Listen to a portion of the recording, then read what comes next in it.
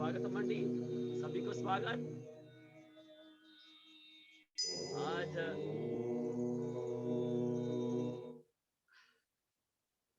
ओम हरि ओम, सभी को स्वागत है। Telangana voice is low.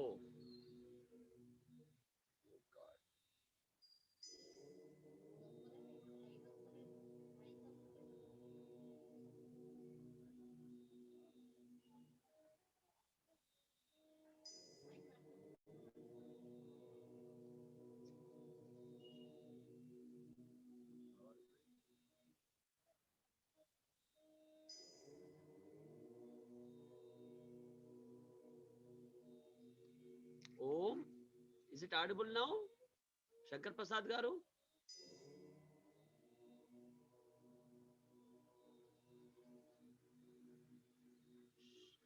ఓం ఒకసారి అందరం వీడియో అన్మ్యూట్ చేద్దామండి. వీడియో అన్మ్యూట్ చేయండి ఒకసారి. అందరికి వినిపిస్తుందా అండి? వాయిస్ వస్తుందా? శంకర్ ప్రసాద్ గారు వీడియో అన్మ్యూట్ చేయండి. చేయి చూపించండి నాకు. వీడియో ఆడియో వినిపిస్తుందా అండి? ఆడియో వినిపిస్తుందా? వినిపిస్తలేదు. లైట్ వినిపిస్తుంది, ఎందుకట్లా?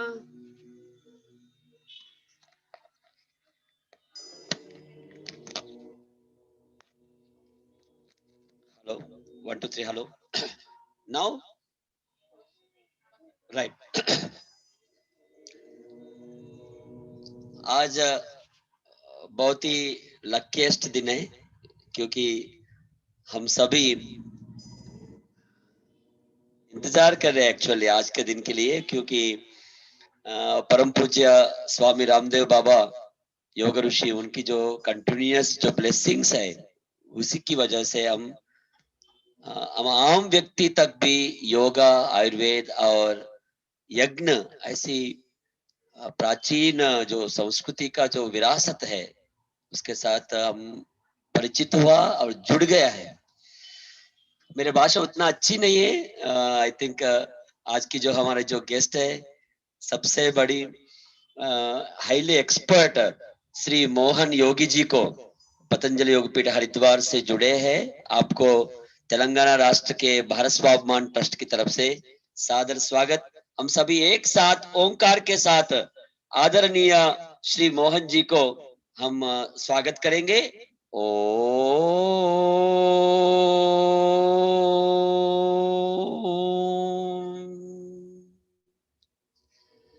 हम ऐसा मानते हैं, पूज्य स्वामी जी खुद आपके स्वरूप में हम हमारे बीच में पहुंच गया, ऐसा हम मानते हैं। आदरणीय मोहन जी, आप एमए इन योगा है, holistic health and yoga teacher, evaluator level 3 में certified by YCB and Ministry of Ayush, Government of India, as well as Director Shivananda Arogyam Yoga and Naturopathy Center, Haldwani, Nainital, Uttarakhand. पूज्य स्वामी जी की जो इतनी बड़ी संस्था है, जो जिस तरीके से स्वामी जी ने हर फल मेहनत करते हुए योगा, आयुर्वेद और यज्ञ, गो आधारित व्यवसाय, भारतीय विद्या विधान, व्यसन मुक्त आदर्श समाज का जो खड़ा करने का जो कोशिश चल रहे है, हर फल सुबह से लेकर शाम तक योगा को लेकर पूरा दुनिया में स्वामी जी ने पहुंच गया। और उसी की स्वामी जी की तपस्या की वजह से हम तक, आम व्यक्ति तक पहुंच गया। Actually we are not that much eligible, even though because of the continuous effort and tapasya of Dada Swamiji. I think we received such environment where we can understand such a great culture, Indian culture, Indian knowledge, yoga, Ayurveda, yagna. So we are so happy. So सबसे पहला हम स्वामी जी को कृतज्ञता से नमस्कार करेंगे। और ये हमारा संस्कृति है, भगवान को हम याद करना, भगवान से शक्ति मांगना।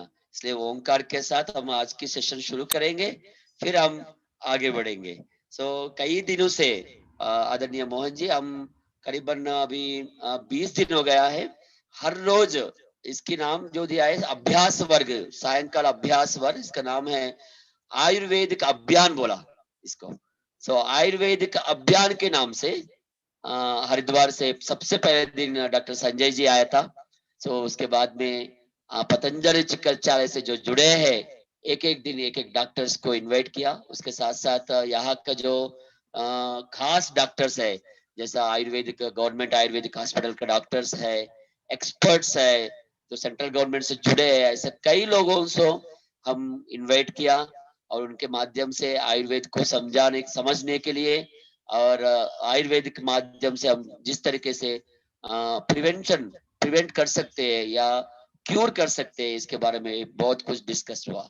आज हम बहुत ही लकीस्ट लोग हैं, आपके माध्यम से और कुछ जानने का मौका मिला।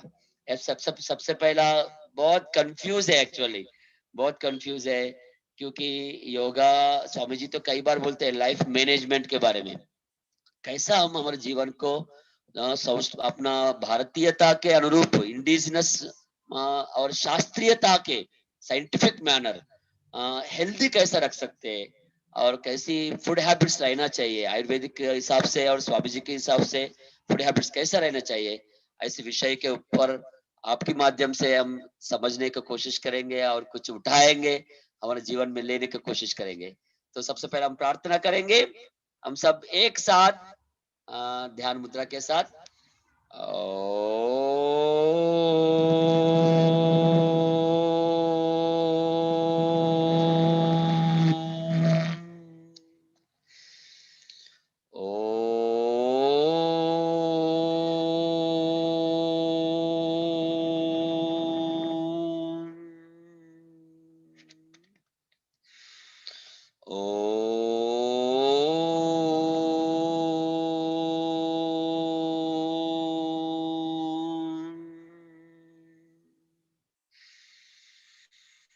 ओम भूर्भुवस्वः तस्य वितुर्वरेण्यं भर्गो देवस्य धीमहि धियो यो न प्रचोदयात्। ओम त्र्यंबकं यजामहे सुगंधिं पुष्टिवर्धनम् उर्वारुकमिव बन्धनात् मृत्योर्मोक्षीयमामृतात्। ओम सहनाववतु सहनौ भुनक्तु सह वीर्यं करवावहै तेजस्विनावधीतमस्तु मा विद्विषावहै। ओम असतो मा सद्गमय तमसो मा ज्योतिर्गमय मृत्योर्मा अमृतंगमय। ओम शांति शांति शांति। सभी एक साथ हाथ जोड़ेंगे। ओम श्री गुरुभ्यो नमः। बहुत बहुत धन्यवाद। एक एक सेकंड बहुत ही इंपॉर्टेंट है। हमारी जो पतंजलि योग सूत्र में तो एक शब्द है ही है, स्वाध्याय। शौच संतोष है, स्वाध्याय ईश्वर तपः, स्वाध्याय ईश्वर परिधानम। जिंदगी में अगर हम अच्छी तरह से आगे बढ़ना है और विकास की ओर जाना है तो स्वाध्याय की बहुत जरूरी है। शाम की जो सत्र है ये अभ्यास वर्ग है, अपने आप को समझने के लिए, अपनी संस्कृति को समझने के लिए, योगा को समझने के लिए, आयुर्वेद को, यज्ञ को समझने के लिए एक अच्छी मौका है।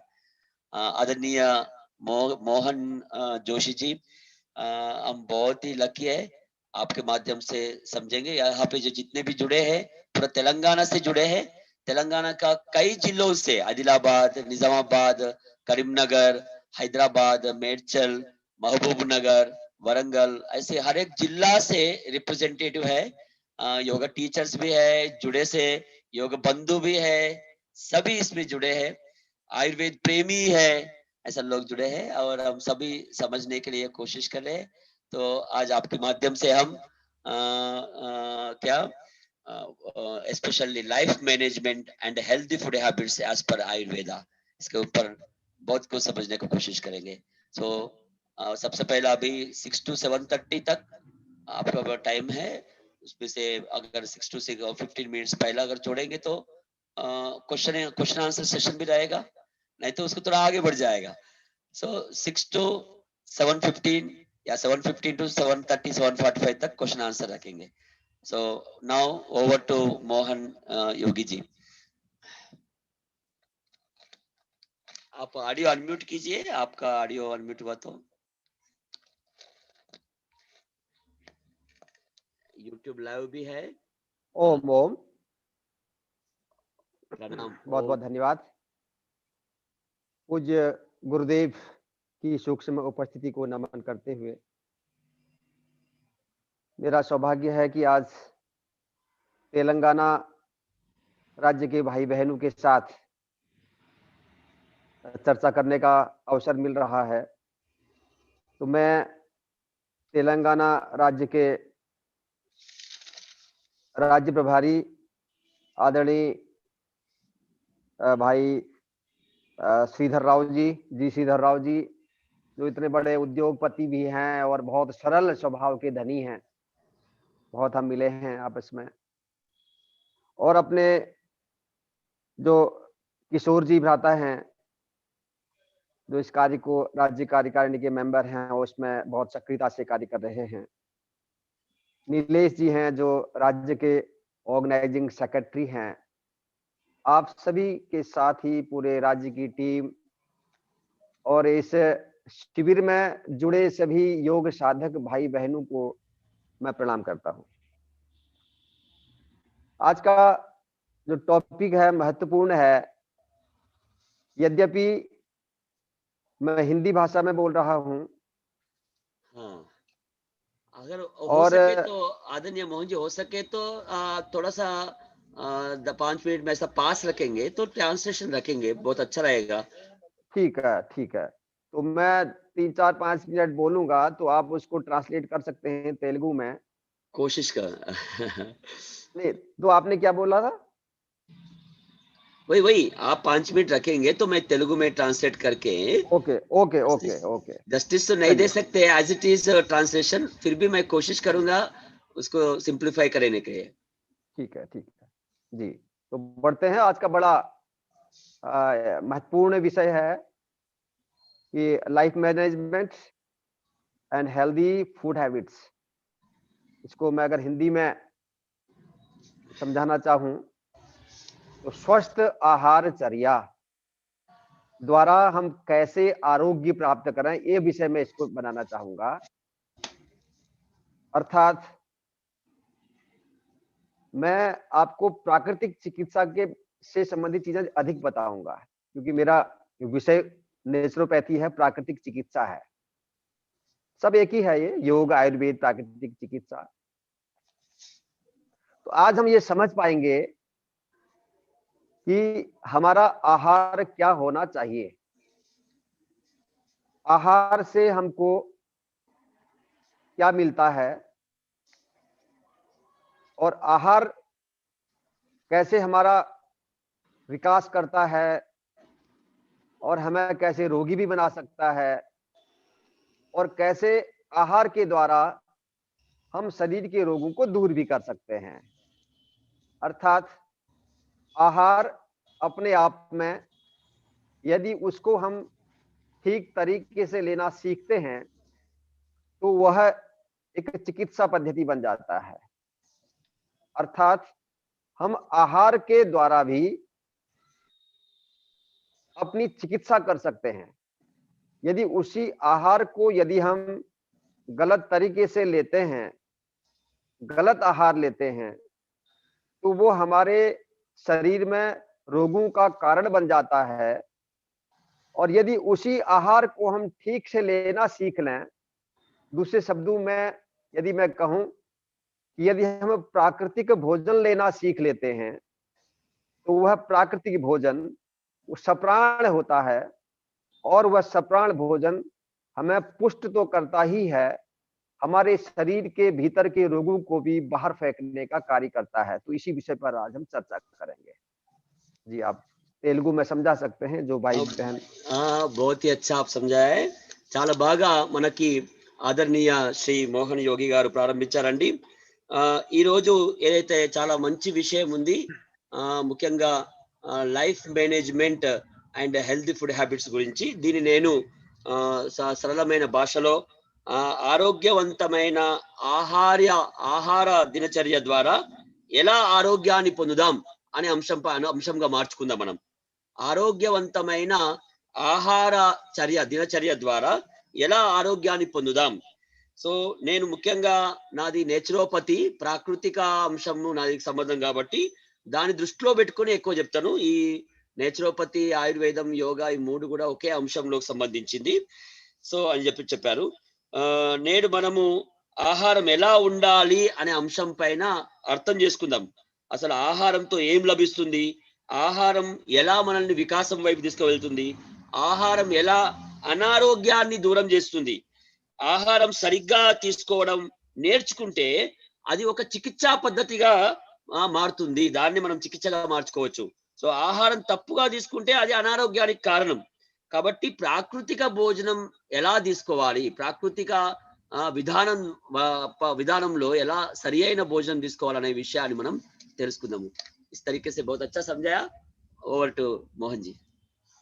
धर्मार्थ काम मोक्षाणाम आरोग्यम मूलम उत्तमम, एक आयुर्वेद में चरक संहिता में आता है कि धर्मार्थ काम मोक्षाणाम, धर्म अर्थ काम मोक्ष, ये चतुष्टय जो इसकी प्राप्ति के लिए मनुष्य धर्म अर्थ काम मोक्ष, ये इसकी प्राप्ति के का जो मूल, इसका जो मूल साधन, वास्तविक साधन है जिससे ये प्राप्त होता है, इसकी प्राप्ति का मूल जो साधन है वह है स्वास्थ्य, पूर्ण स्वास्थ्य, उत्तम स्वास्थ्य। अब उत्तम स्वास्थ्य के बारे में एक जैसे कहा है, एक तंदुरुस्ती हजार नियामत, अर्थात जैसे अगर सुखी होना है तो एक तंदुरुस्त व्यक्ति एक तरफ और हजारों सुख एक तरफ, अर्थात हजारों सुखों से भी अधिक हमारी तंदुरुस्ती होती है। अगर हम स्वस्थ हैं तो सारे सुखों का लाभ हम उसमें ले सकते हैं। शरीर अगर रोगी है, स्वस्थ नहीं है, तो हम सुख का हम लाभ आनंद नहीं ले पाते। और एक दूसरे तरीके से हम यह कहें, एक जो साधारण इंसान है, गरीब है, मजदूर है, भिखारी है, जिसके पास कुछ नहीं है, यदि वह तंदुरुस्त है, स्वस्थ है, तो वो एक करोड़पति जो रोगी व्यक्ति होता है, वो करोड़पति क्यों ना हो, वो दुखी रहेगा। और एक सामान्य मजदूर जो है, साधारण व्यक्ति, गरीब व्यक्ति, वो अगर स्वस्थ है, शरीर उसका यदि स्वस्थ है, तो उस करोड़पति रोगी व्यक्ति से ये व्यक्ति अधिक सुखी होगा, खुश होगा, अच्छा होगा। तो इसलिए आयुर्वेद में ये कहा गया है कि इसका उद्देश्य जो है, आयुर्वेद का जो उद्देश्य है वह योजनम चास्य स्वस्थस्य स्वास्थ्य रक्षणम, योजनम च अस्य, जिसका प्रयोजन स्वस्थस्य स्वास्थ्य रक्षणम, जो स्वस्थ व्यक्ति है उसके स्वास्थ्य की रक्षा करना, उसके स्वास्थ्य को बनाए रखना, आतुरस्य विकार प्रशनम च, और जो रोगी व्यक्ति है, रोगी व्यक्ति के शरीर के रोगों को दूर करना, ये आयुर्वेद का प्रमुख उद्देश्य होता है। बहुत ही अच्छा समझाया. చాలా బాగా మనకి సంధాయించారండి. మనకు తెలుసు ధర్మ అర్థ కామ మోక్షానాం ఏదైతే మనం విన్నామో మన దగ్గర. సో నిజంగా చెప్పాలంటే ధర్మాన్ని, అర్థాన్ని, కామాన్ని, ఈ 4 చతుష్టయాలని సాధించడం ఇదే జీవిత లక్ష్యం. సో దీన్ని సాధించడం కోసం మూలంలో పోయి చూస్తే ఏం కావాలి? ఆరోగ్యం. అది సాధించాలంటే ముందు ఆరోగ్యం కావాలి. సో పూర్ణ ఆరోగ్యం, ఉత్తమమైన ఆరోగ్యం, దీని గురించి మనం మాట్లాడుతున్నాం. అది ఉంటేనే వాటిని సాధించగలుగుతాం. సో ఇక్కడ చాలా బాగా ఉదాహరణ ఇచ్చారండి. ఒక బలవంతుడు 1000 మంది 1000 సుఖాల కంటే కూడా ఒక బలవంతుడైన వ్యక్తికి చాలా గొప్ప మాట అండి. అనుకుందాము 1000 సుఖాలు ఉన్నాయి, కానీ ఆరోగ్యమే లేదు. ఏం చేసుకోగలుగుతాం? సామాన్యమైన వ్యక్తి, బీద వ్యక్తి, ఆయన దగ్గర కానీ ఆరోగ్యం చక్కగా ఉంది. బీద వ్యక్తి కానీ ఆరోగ్యం ఉంది. కోటీశ్వరుడు కానీ ఆరోగ్యం లేదు. సో సింపుల్ భాషలో చెప్పాలంటే కోటీశ్వరుని కంటే కూడా ఈ ఆరోగ్యవంతుడే చాలా అదృష్టవంతుడు అని చాలా బాగా చెప్తున్నాడు. చాలా సుఖంగా ఉండగలుగుతాడని చెప్పిండు. సో అందుకోసమే ఆయుర్వేదం యొక్క పరమ లక్ష్యం ఏంది ఒక శబ్దంలో చెప్పాలంటే యోజనం స్వస్థస్య స్వాస్య రక్షణం. అంటే ఎవరైతే ఒక మనిషి ఉన్నాడో ఆయన యొక్క ఆరోగ్యాన్ని రక్షించడం. రెండవది ఎవరైతే అనారోగ్యంగా ఉన్నారో వాళ్ళలో ఉన్నటువంటి వికారాలని, అనారోగ్యాన్ని తీసేయడం. ఇదే ఆయుర్వేదం యొక్క లక్ష్యం. बहुत अच्छा पढ़ा। Over to Yogi ji. Unmute कीजिए, म्यूट हो गया आपका। आयुर्वेद में अच्छा स्वास्थ्य किसको कहते हैं उसकी पहचान दी गई है। हम कैसे कह सकते हैं कि ये व्यक्ति स्वस्थ है? स्वस्थ की परिभाषा क्या है आयुर्वेद के अनुसार? तो महर्षि सुश्रुत ने कहा है समदोषा समग्निश्च समधातु मलक्रिय प्रसन्न आत्मेन्द्रिय मनः स्वस्थ इत्यभिधीयते। अर्थात जिसके तीनों दोष सम हो, वात पित्त कफ तीनों समान मात्रा में हो, सब होने चाहिए, न अधिक हो न कम हो। समदोषा समग्निश्च, और जो अग्नि है 5 प्रकार की भूताग्नि होती हैं, 7 प्रकार की धात्वाग्नि होती हैं, और एक जठराग्नि होती है जो पाचन का काम करती है। ये अग्नियां भी सम मात्रा में हो, और सम धातु, और धातुएं भी सम मात्रा में हो, कोई अधिक या कम ना हो। सप्त धातुएं, 7 धातुएं होती हैं, रस, रक्त, मांस, मेद, अस्थि, मज्जा, शुक्र। ये तो 7 प्रकार की धातुएं हैं शरीर में। जो हम भोजन खाते हैं, आहार लेते हैं, उसके बाद रस बनता है, रस के बाद रक्त बनता है, रस रक्त फिर मांस बनता है, मेद बनता है, अस्थियां बनती है, मज्जा बनती है, शुक्र बनता है। तो सप्त धातुएं ये भी जब सम मात्रा में रहती हैं, और मल क्रिया अर्थात शरीर से जो मलों के निष्कासन की क्रिया है, शरीर के अलग अलग अंगों से मलों का निष्कासन होता है, मल द्वार के द्वारा, मूत्र के रूप में, पसीने के रूप में, फेफड़े से प्रश्वास के रूप में जो ये मलों का निष्कासन होता है, यह भी ठीक तरीके से हो। इसके अतिरिक्त ये तो है ही है, तीनों दोष भी सब होने चाहिए, और अग्नि भी सब होनी चाहिए, सप्त धातुएं भी सब होनी चाहिए समान मात्रा में, और मल निष्कासन की जो क्रिया है वो भी सब होनी चाहिए। उसका मल एकत्रित होना शरीर में, और उसका निष्कासन होना, क्योंकि मल तो हमेशा नियमित रूप से मल शरीर में बनेगा, नियमित रूप से बनेगा, हमेशा बनेगा। वो बनने की मात्रा भी सही हो, और शरीर से उस मल के निष्कासन की मात्रा भी, वो भी प्रक्रिया सही हो। और इसके अतिरिक्त जो पूर्ण स्वस्थ हम तब कहलाएंगे जब प्रसन्न आत्मेन्द्रिय मनः, आत्मा, इंद्रिया, मन, इसकी जो प्रसन्न चित्त की अवस्था है, तब हम कह सकते हैं कि व्यक्ति स्वस्थ है। अर्थात शारीरिक, मानसिक रूप से, प्रत्येक आध्यात्मिक रूप से, प्रत्येक तरीके से व्यक्ति स्वस्थ होना चाहिए। तो तब हम कह सकते हैं कि ये व्यक्ति स्वस्थ है। ये आयुर्वेद की परिभाषा महर्षि सुश्रुत के अनुसार दी गई है। చాలా బాగా వివరించారండి. बहुत अच्छा आप समझाया है। ఆయుర్వేదంలో మంచి ఆరోగ్యవంతుడని ఎవరనొచ్చు? సుశ్రుతుడు, మహర్షి సుశ్రుతుడు చాలా బాగా చెప్పారండి. సమదోష సమాగ్నిశ్చ సమధాతు మలక్రియ ప్రసన్నాత్మేంద్రియ మనః స్వస్థ ఇత్యభిధీయతే. సో ఏదైతే ఉన్నాయో దోషాలు సమానంగా ఉండాలి. త్రిదోషాలు ఏదైతే ఉన్నాయో వాత పిత్త కఫము, అగ్ని సమాగ్ని, అగ్ని కూడా 5 రకాల అగ్నిలు ఏదైతే ఉన్నాయో అవి కూడా సమంగా అంటే సంతులితంగా ఉండాలి. అలాగే ధాతు ఏదైతే ఉన్నాయో ఈ సప్త ధాతువులు కూడా సమానంగా సంతులితంగా ఉండాలి. రక్త మాంస మేధ మజ్జ శుక్ర 7 ధాతువులు ఉన్నాయి. సప్త ధాతువులు సరిగ్గా ఉండాలి. అలాగే అంటే భోజనం చేసిన తర్వాత ఒక దాని తర్వాత ఏదైతే తయారైతుందో అది కరెక్ట్ గా ఉండాలి. దాంతో పాటు విసర్జన క్రియ అయితే ఉందో మలమూత్ర విసర్జన క్రియ కూడా సరిగ్గా ఉండాలి. అంటే ఎంత విసర్జన క్రియ అంటే మలము ఎప్పుడు తయారవుతూనే ఉంటది. అది సరిగ్గా తయారు కావాలి, అలా సరిగ్గానే విసర్జన కూడా కావాలి. ఇది చాలా ఇంపార్టెంట్. దాంతో పాటు ఆత్మ, ఇంద్రియాలు, మనస్సు ప్రసన్నంగా ఉండాలి. సో అట్లాంటి ప్రసన్న చిత్తంతో ఉన్న మానసిక స్థితిని పొందిన వాడిని ఆరోగ్యవంతుడు అంటారు.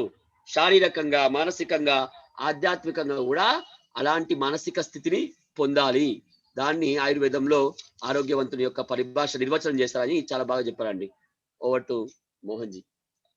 धन्यवाद।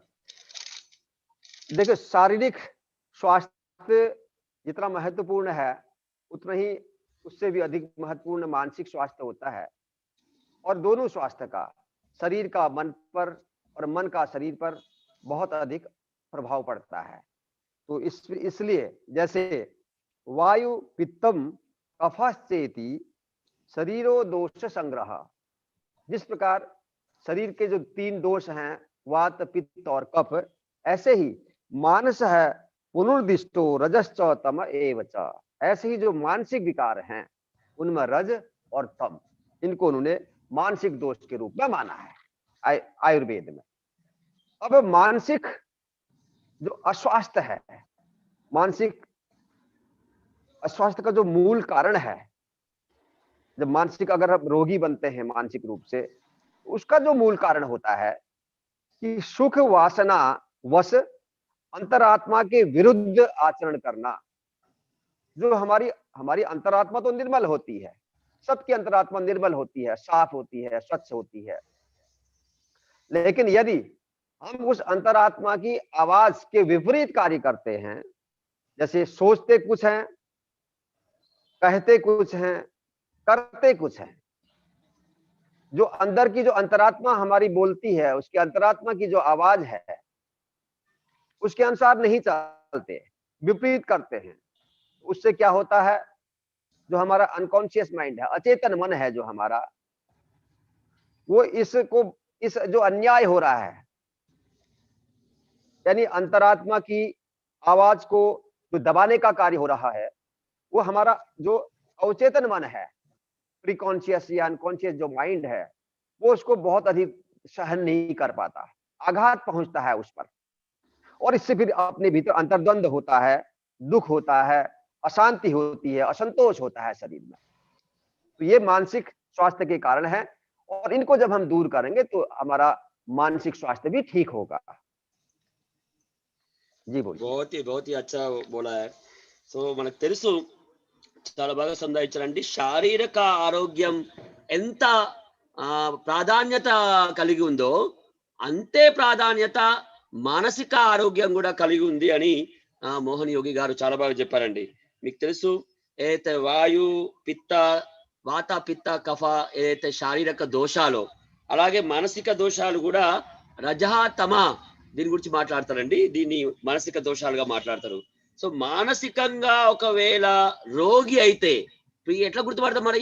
ఎట్లా గుర్తుపడతామంటే, ఎవరైతే మన అంతరాత్మ వానికి విరుద్ధంగా ప్రవర్తిస్తారో, మన అంతరాత్మ ఏదైతే చెప్తుందో దానికి విరుద్ధంగా మనం ప్రవర్తిస్తామో, నిజానికి చెప్పాలంటే ప్రతి ఒక్కరి అంతరాత్మ నిర్మలమైంది, ఎలాంటి కళ్ళకపటం లేని నిర్మలమైంది. కానీ మనము అంతరాత్మ వానికి విరుద్ధంగా అంటే ఒకటి ఆలోచిస్తాము, ఒకటి చేస్తాం, ఒకటి మాట్లాడతాం, ఒకటి చేస్తాం. అర్థమవుతుందా? ఆలోచనలు వేరు, మాటలు వేరు, చేతలు వేరు. సో అట్లా కాకుండా మన అంతరాత్మని బలవంతంగా ఒత్తేస్తాం. కానీ మనకు తెలియదు, మన మనస్సులో ఏదైతే అచేతన మనస్సు ఉందో, ఇంటర్నల్ మైండ్, అచేతన మనస్సు, అది గుర్తుపడుతుంది. ఈ అన్యాయంని ఏం చేస్తుంది? చూసి తట్టుకోలేకపోతుంది. అంతరాత్మ వాణినికి విరుద్ధంగా బలవంతంగా ఒత్తేసి మనం ప్రవర్తిస్తాం కదా, మన ఇంటర్నల్ ఏదైతే అచేతన మనస్సు ఒప్పుకోదు. దాని వల్లనే మనం డిస్టర్బ్ అవుతాం, సైకలాజికల్ డిస్టర్బ్ అవుతాం, దాని వల్లనే మానసికంగా రోగి అవుతాం. ఒకవేళ దాన్ని సరి చేసినాం అనుకోండి, మానసికంగా ఆరోగ్యంగా అవుతామని చాలా బాగా చెప్పారండి. Over to Yogi ji. Thank you.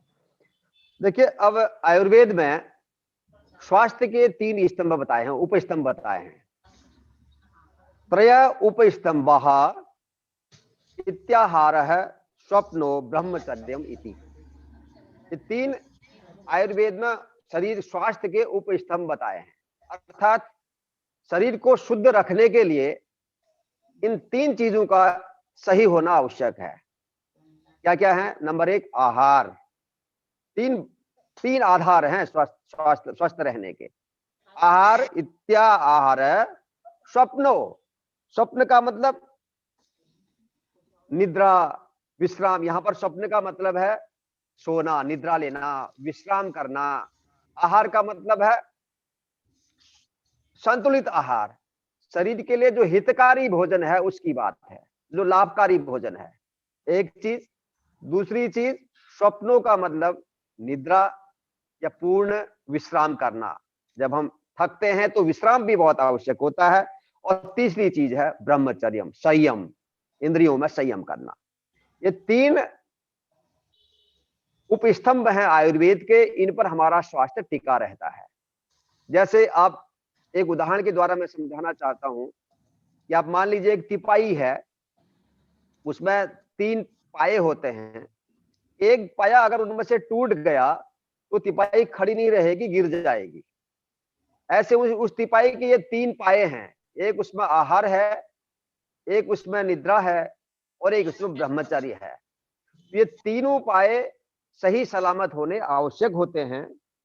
इसलिए ये कहा है कि आयुर्वेद में ये जो उपस्तंभ हैं, इन उपस्तंभों में तीनों का सही होना बहुत आवश्यक है। आहार भी ठीक मात्रा में हो, शुद्ध हो, और रेस्ट भी हो, विश्राम भी अच्छा हो, और संयमी भी हो व्यक्ति। तो ये 3 ठीक रहेंगे तो हम स्वस्थ हो पाएंगे, स्वस्थ रहेंगे। చాలా బాగా సంధాయించారండి। ఆయుర్వేదంలో ఆరోగ్యంకి 3 ఉపస్తంభాలండి. చాలా అత్యంత ప్రధానమైన అంశం. మనకు అర్థమైందండి. ఏంది? ఒకటోది ఆహారం. ఇత్యాహార స్వప్నో బ్రహ్మచర్యః. ఆహారం. ఆహారం అంటే ఇక్కడ సంతులితమైన ఆహారం నంబర్ 1. హితమును చేసే ఆహారం. మనకు హితమును చేసే ఆహారం. రెండోది స్వప్నం అంటే ఇక్కడ నిద్ర, నిద్రగా మరియు పూర్ణ విశ్రామం. మనం ఎగ్దమ్ పూర్ణ విశ్రామం ఉండాలి. మూడోది బ్రహ్మచర్యం అంటే ఇంద్రియ నిగ్రహణ, సంయమనం. దీని గురించి మాట్లాడాలి. ఈ 3 కూడా ఆరోగ్యానికి అత్యంత ఆధార స్తంభాలు. 3 ఆధార స్తంభాలు. ఎలా అయితే 3 పయ్యాల బండి అనుకుందాం ఉదాహరణకి. 3 పయ్యాల బండిలో ఏ ఒక పయ్య అంటే ఏ ఒక ఇది కూడా సరిగ్గా చక్రం సరిగ్గా లేదనుకోండి, ఏమైతుంది? బండి నడవదు.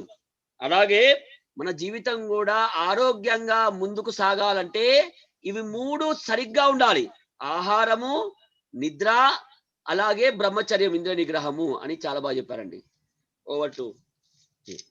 देखिए, अब इसमें जो पहला स्तंभ है आहार, इसका हम विस्तार पूर्वक आज चर्चा कर रहे हैं। आहार के बारे में देखिए, आहार कैसे हमारे शरीर और मन को प्रभावित करता है।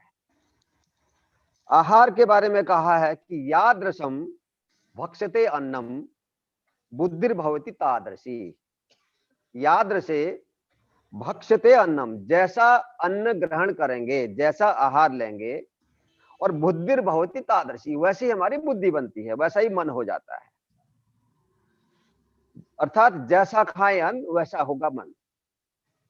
एक उदाहरण के द्वारा यदि मैं इसको समझाना चाहूं, यदि एक मांस भक्षण करने वाला व्यक्ति, उसके पास अहिंसा की भावना नहीं हो सकती है, क्योंकि वो मांस जो है वो किसी की हत्या करके उसको मांस को बनाया गया है।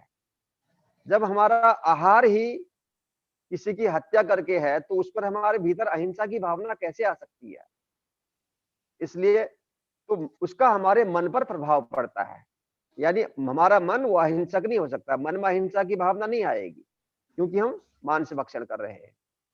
तो आहार हमारे कैसे हमारे मन पर प्रभाव डालता है, इसमें आयुर्वेद में कहा है, आहार शुद्धो सत्व शुद्धि सत्व शुद्धो ध्रुवा स्मृति ही स्मृति लाभे सर्वग्रंथि नाम विप्रमोक्षः। आहार की शुद्धता अर्थात सात्विक आहार हो, शुद्ध आहार हो, उससे क्या होगा? यदि हम सात्विक आहार लेंगे, शुद्ध आहार लेंगे, उससे सत्व शुद्धि ही, सत्व का मतलब मन, स्मृति, मन शुद्ध होगा। शुद्ध आहार से मन शुद्ध होगा और सत्व शुद्ध हो ध्रुवा स्मृति ही। और अगर मन शुद्ध होगा उससे क्या होगा? हमारी स्मृति शुद्ध हो जाएगी, बुद्धि शुद्ध हो जाएगी, बुद्धि हमारी अच्छी बनेगी और स्मृति लाभे सर्वग्रंथि नाम विप्रमोक्षः। और अगर हम स्मृति हमारी अच्छी हो गई, हम अगर हमारी बुद्धि ठीक हो गई, उससे हमें आत्मज्ञान की प्राप्ति होगी, आत्मज्ञान हो जाएगा हमको। अगर बुद्धि हमारी ठीक हो गई तो यह, और इस आत्मज्ञान होने से हमारे समस्त प्रकार की जो मानसिक ग्रंथियां हैं उनका पराभव हो जाएगा। शरीर में हमारे कोई मानसिक विकार हमारे नहीं रहेंगे। अर्थात हमारा एक सात्विक भोजन, हमारा शुद्ध आहार, वो हमारे मन को सात्विक कर रहा है, हमारे मन को निर्बल बनाने का कार्य कर रहा है। చాలా బాగా ఎక్స్ప్లెయిన్ చేశారండి. సో మనకి ఏమర్థమైందండి? ఆహారం మొదటి స్తంభం ఏదైతే ఉందో ఆహారం గురించి మాట్లాడుకుందాం. మూడిట్లోకించి ఆహారం గురించి. ఆహారము ఎలా మన పైన ప్రభావం చేస్తుంది? యాదృశే భక్షతే అన్నం బుద్ధిర్భవతి తాదృశ. చాలా బాగా చెప్పండి. ఎలా అన్నం తింటే అలాంటి మనసు తయారవుతుంది, ఎలాంటి అన్నం తింటే అలాంటి మనసు తయారవుతుంది. సో మనము ఒక ఉదాహరణకి మాంసం తినే వ్యక్తిని చూద్దాం. మాంసం తినే వ్యక్తి దగ్గర ఆయన మనస్సులో అహింస యొక్క భావన మనము రాదండి. మాంసం తినే వ్యక్తి దగ్గర అహింస యొక్క భావన రాదు. సో దీన్ని బట్టి ఏమర్థమవుతుంది? ఆహారం ఎలా తింటే దాని ప్రభావం మన మనసు పైన కూడా తప్పకుండా పడుతుంది. సో ఆహారం చాలా ఇంపార్టెంట్. దీని గురించి చెప్తూ ఆహార శుద్ధి, ఆయుర్వేదం ఏం చెప్తుంది? ఆహారం, శుద్ధమైన ఆహారం తీసుకుంటే ఏమవుతుంది? సాత్వికమైన ఆహారం తీసుకుంటే మనసు శుద్ధి అవుతుంది. గుర్తుపెట్టుకోండి. సో మనసు శుద్ధి అయితే ఏమవుతుంది? చాలా బాగా చెప్పాడు. మనసు శుద్ధి అయితే మన యొక్క బుద్ధి శుద్ధి అవుతుంది. ఎప్పుడైతే బుద్ధి శుద్ధంగా ఉంటుందో అప్పుడేమవుతుంది? ఆత్మ జ్ఞానం అనేది లభిస్తుంది. ఈ ఆత్మ జ్ఞానం ఎవరికైతే లభిస్తుందో అలాంటి వాళ్ళకి అన్ని రకాల మానసిక వికారాలన్నీ కూడా తొలగిపోతాయి. సో దీని బట్టి ఏమర్థమైంది? అన్ని రకాల మానసిక వికారాలు పోవాలంటే స్వచ్ఛమైన, సాత్వికమైన, శుద్ధమైన ఆహారం తీసుకోవాలి అని చాలా బాగా చెప్పారండి. बहुत अच्छा, आदरणीय योगी जी। देखिए, इसके बाद आज हम ये भी जानेंगे कि हमारा आहार कैसा होना चाहिए, हमारा सात्विक आहार क्या है, शुद्ध आहार क्या है, प्राकृतिक आहार क्या है, जिससे हमारा बल भी बढ़ेगा, हम रोग मुक्त भी होंगे, हमारे मानसिक स्तर भी हमारा अच्छा रहेगा। तो इससे पहले हम ये जान लेते हैं कि हम आहार के संबंध में कुछ खास चीजें हम जान लेते हैं। यानी हम जो भोजन ग्रहण करते हैं, आहार करते हैं, उसमें उससे संबंधित कुछ प्रमुख बातें जिस पर हमने ध्यान देना चाहिए। नंबर 1, हम पालन करें हित भुक, ऋत भुक और मित भुक का। अर्थात हम हित भुक का मतलब जो शरीर के लिए हितकारी है, लाभकारी है, वह भोजन करें। हम मित भुक करें, जो मिताहार करें, कम मात्रा में भोजन करें, अल्प मात्रा में भोजन करें। और ऋतु भुक का मतलब ऋतु के अनुसार भोजन करें। किस ऋतु में क्या भोजन लाभकारी होता है उसके अनुसार भोजन करें। अब हित भुक का मतलब ऐसा नहीं कि सारा एक आहार जो मेरे लिए हितकारी है, मेरे लिए लाभ करने वाला है, दूसरे के लिए भी वो लाभ करने वाला है, ऐसा आवश्यक नहीं है। तो हम मेरे शरीर के लिए, जो मेरे शरीर के लिए हितकारी होगा, मैं उस आहार को ग्रहण करूं। ये तो सबके लिए लागू होता है, आपके हर किसी के शरीर के लिए। अब हम लोगों की अज्ञानता के कारण हमें जानकारी नहीं होती है, इसलिए हम ये समझ लेते हैं कि ये भोजन हमें बल बढ़ाने वाला है, ताकत देने वाला है तो ये हमारे लिए हितकारी है। ऐसा नहीं होता। ऐसा नहीं कि जिससे हमारा वजन बढ़ जाएगा, जिससे हमें ताकत मिल जाएगी, वह आहार ही हितकारी है, ऐसा नहीं होता। क्योंकि हम भूलवश ऐसा आहार ग्रहण कर लेते हैं जिससे हमें ताकत तो मिलती है, बल तो मिलता है, लेकिन उस आहार से हमारे शरीर में कई प्रकार के रोग पैदा हो जाते हैं और फिर वो ताकत किसी काम की नहीं रहती, शरीर रोगी हो जाता है। इसलिए हमें यह पहचानना पड़ेगा कि हितकारी भोजन क्या होता है। हितभुक का मतलब है मेरे शरीर के लिए जो हितकारी है, वो भोजन कैसा होता है, उसके बारे में आज हम चर्चा करेंगे। बड़ी महत्वपूर्ण चीजें, हो सकता है आप में से कम लोगों को जानकारी। एक तो हम इसका पालन करें, और भोजन अधिक मात्रा में भोजन, हितभुक मितभुक का मतलब कम मात्रा में भोजन करें, अल्पाहार करें। क्योंकि रोगी होने के प्राकृतिक चिकित्सा के अंदर तो रोगी होने का सबसे बड़ा जो कारण होता है वह होता है अधिक भोजन और अहितकर भोजन। भोजन, शरीर के जरूरत से ज्यादा भोजन कर लेना और ऐसा भोजन कर लेना जो अप्राकृतिक है, वह भोजन हमारे शरीर के को रोगी बनाने का प्रमुख कारण होता है। शरीर में रोग का प्रमुख कारण ही यही होता है।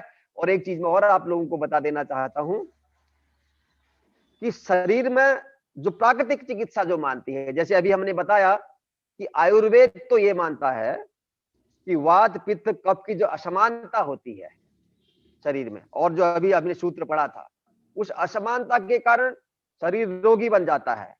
लेकिन प्राकृतिक चिकित्सा ये कहती है कि हमारे शरीर के में रोग होने का जो प्रमुख कारण होता है वह शरीर में के भीतर उपस्थित विष होता है, विजातीय द्रव्य होता है। शरीर में हमारे विष पैदा हो जाता है, विजातीय द्रव्य हो जाता है, जिसकी कि शरीर को आवश्यकता नहीं होती है। और ये विष कैसे पैदा होता है?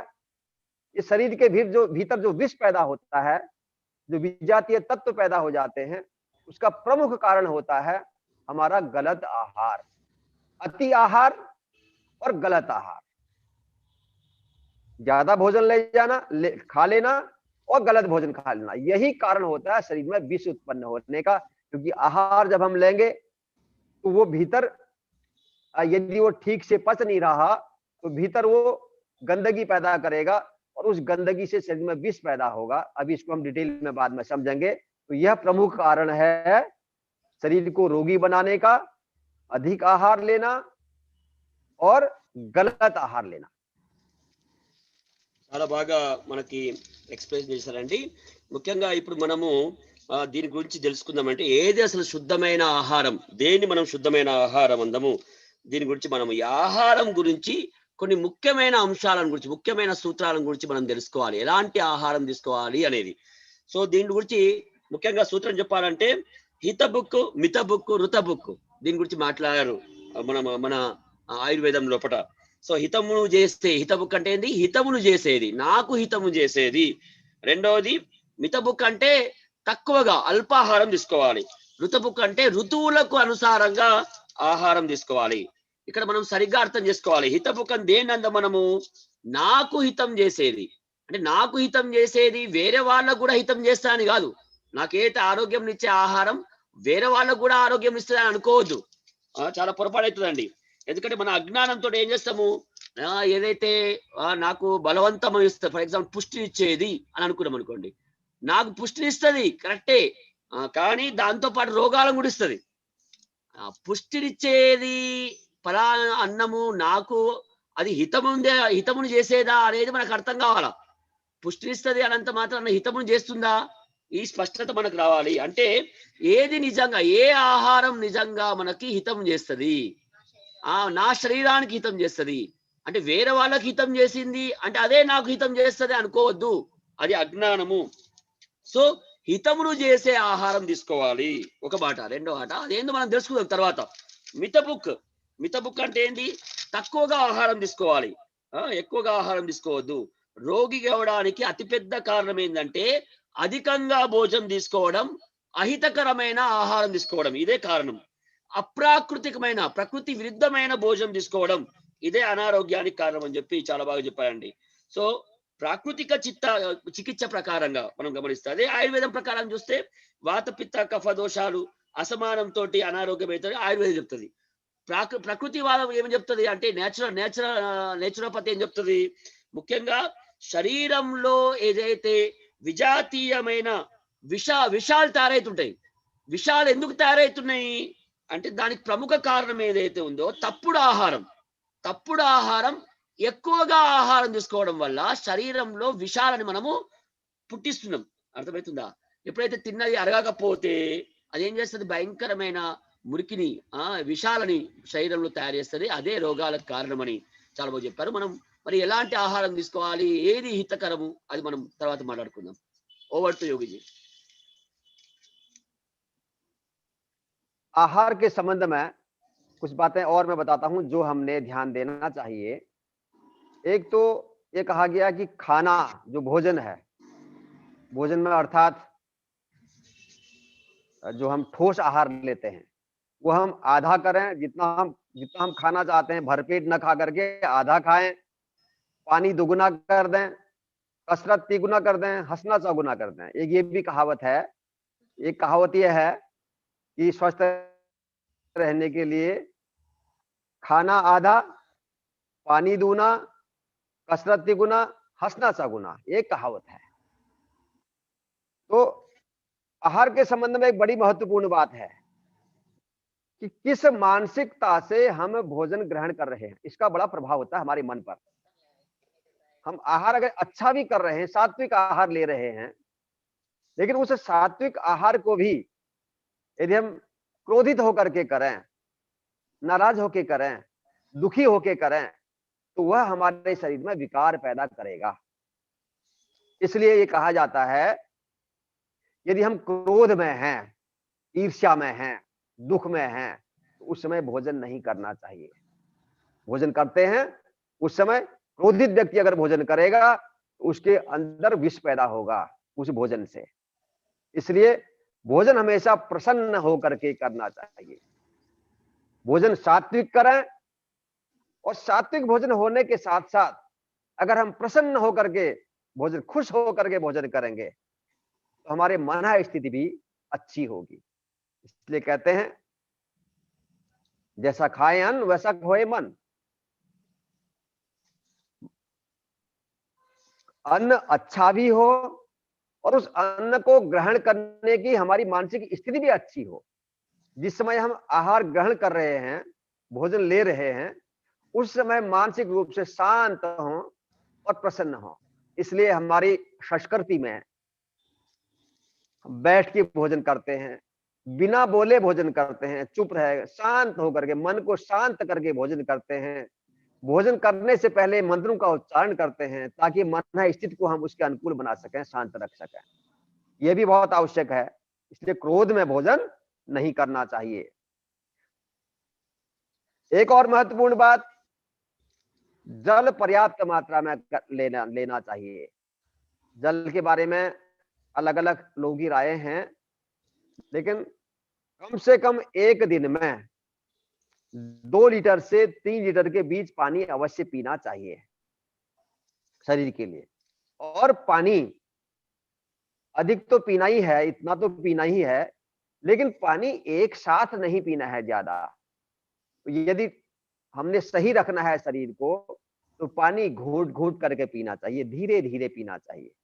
अन्न आहार को चबा चबा के पानी की तरह बना के पिएं, और पानी को बहुत आराम से ऐसे पिएं जैसे कोई ठोस चीज हो, बहुत धीरे धीरे पिएं।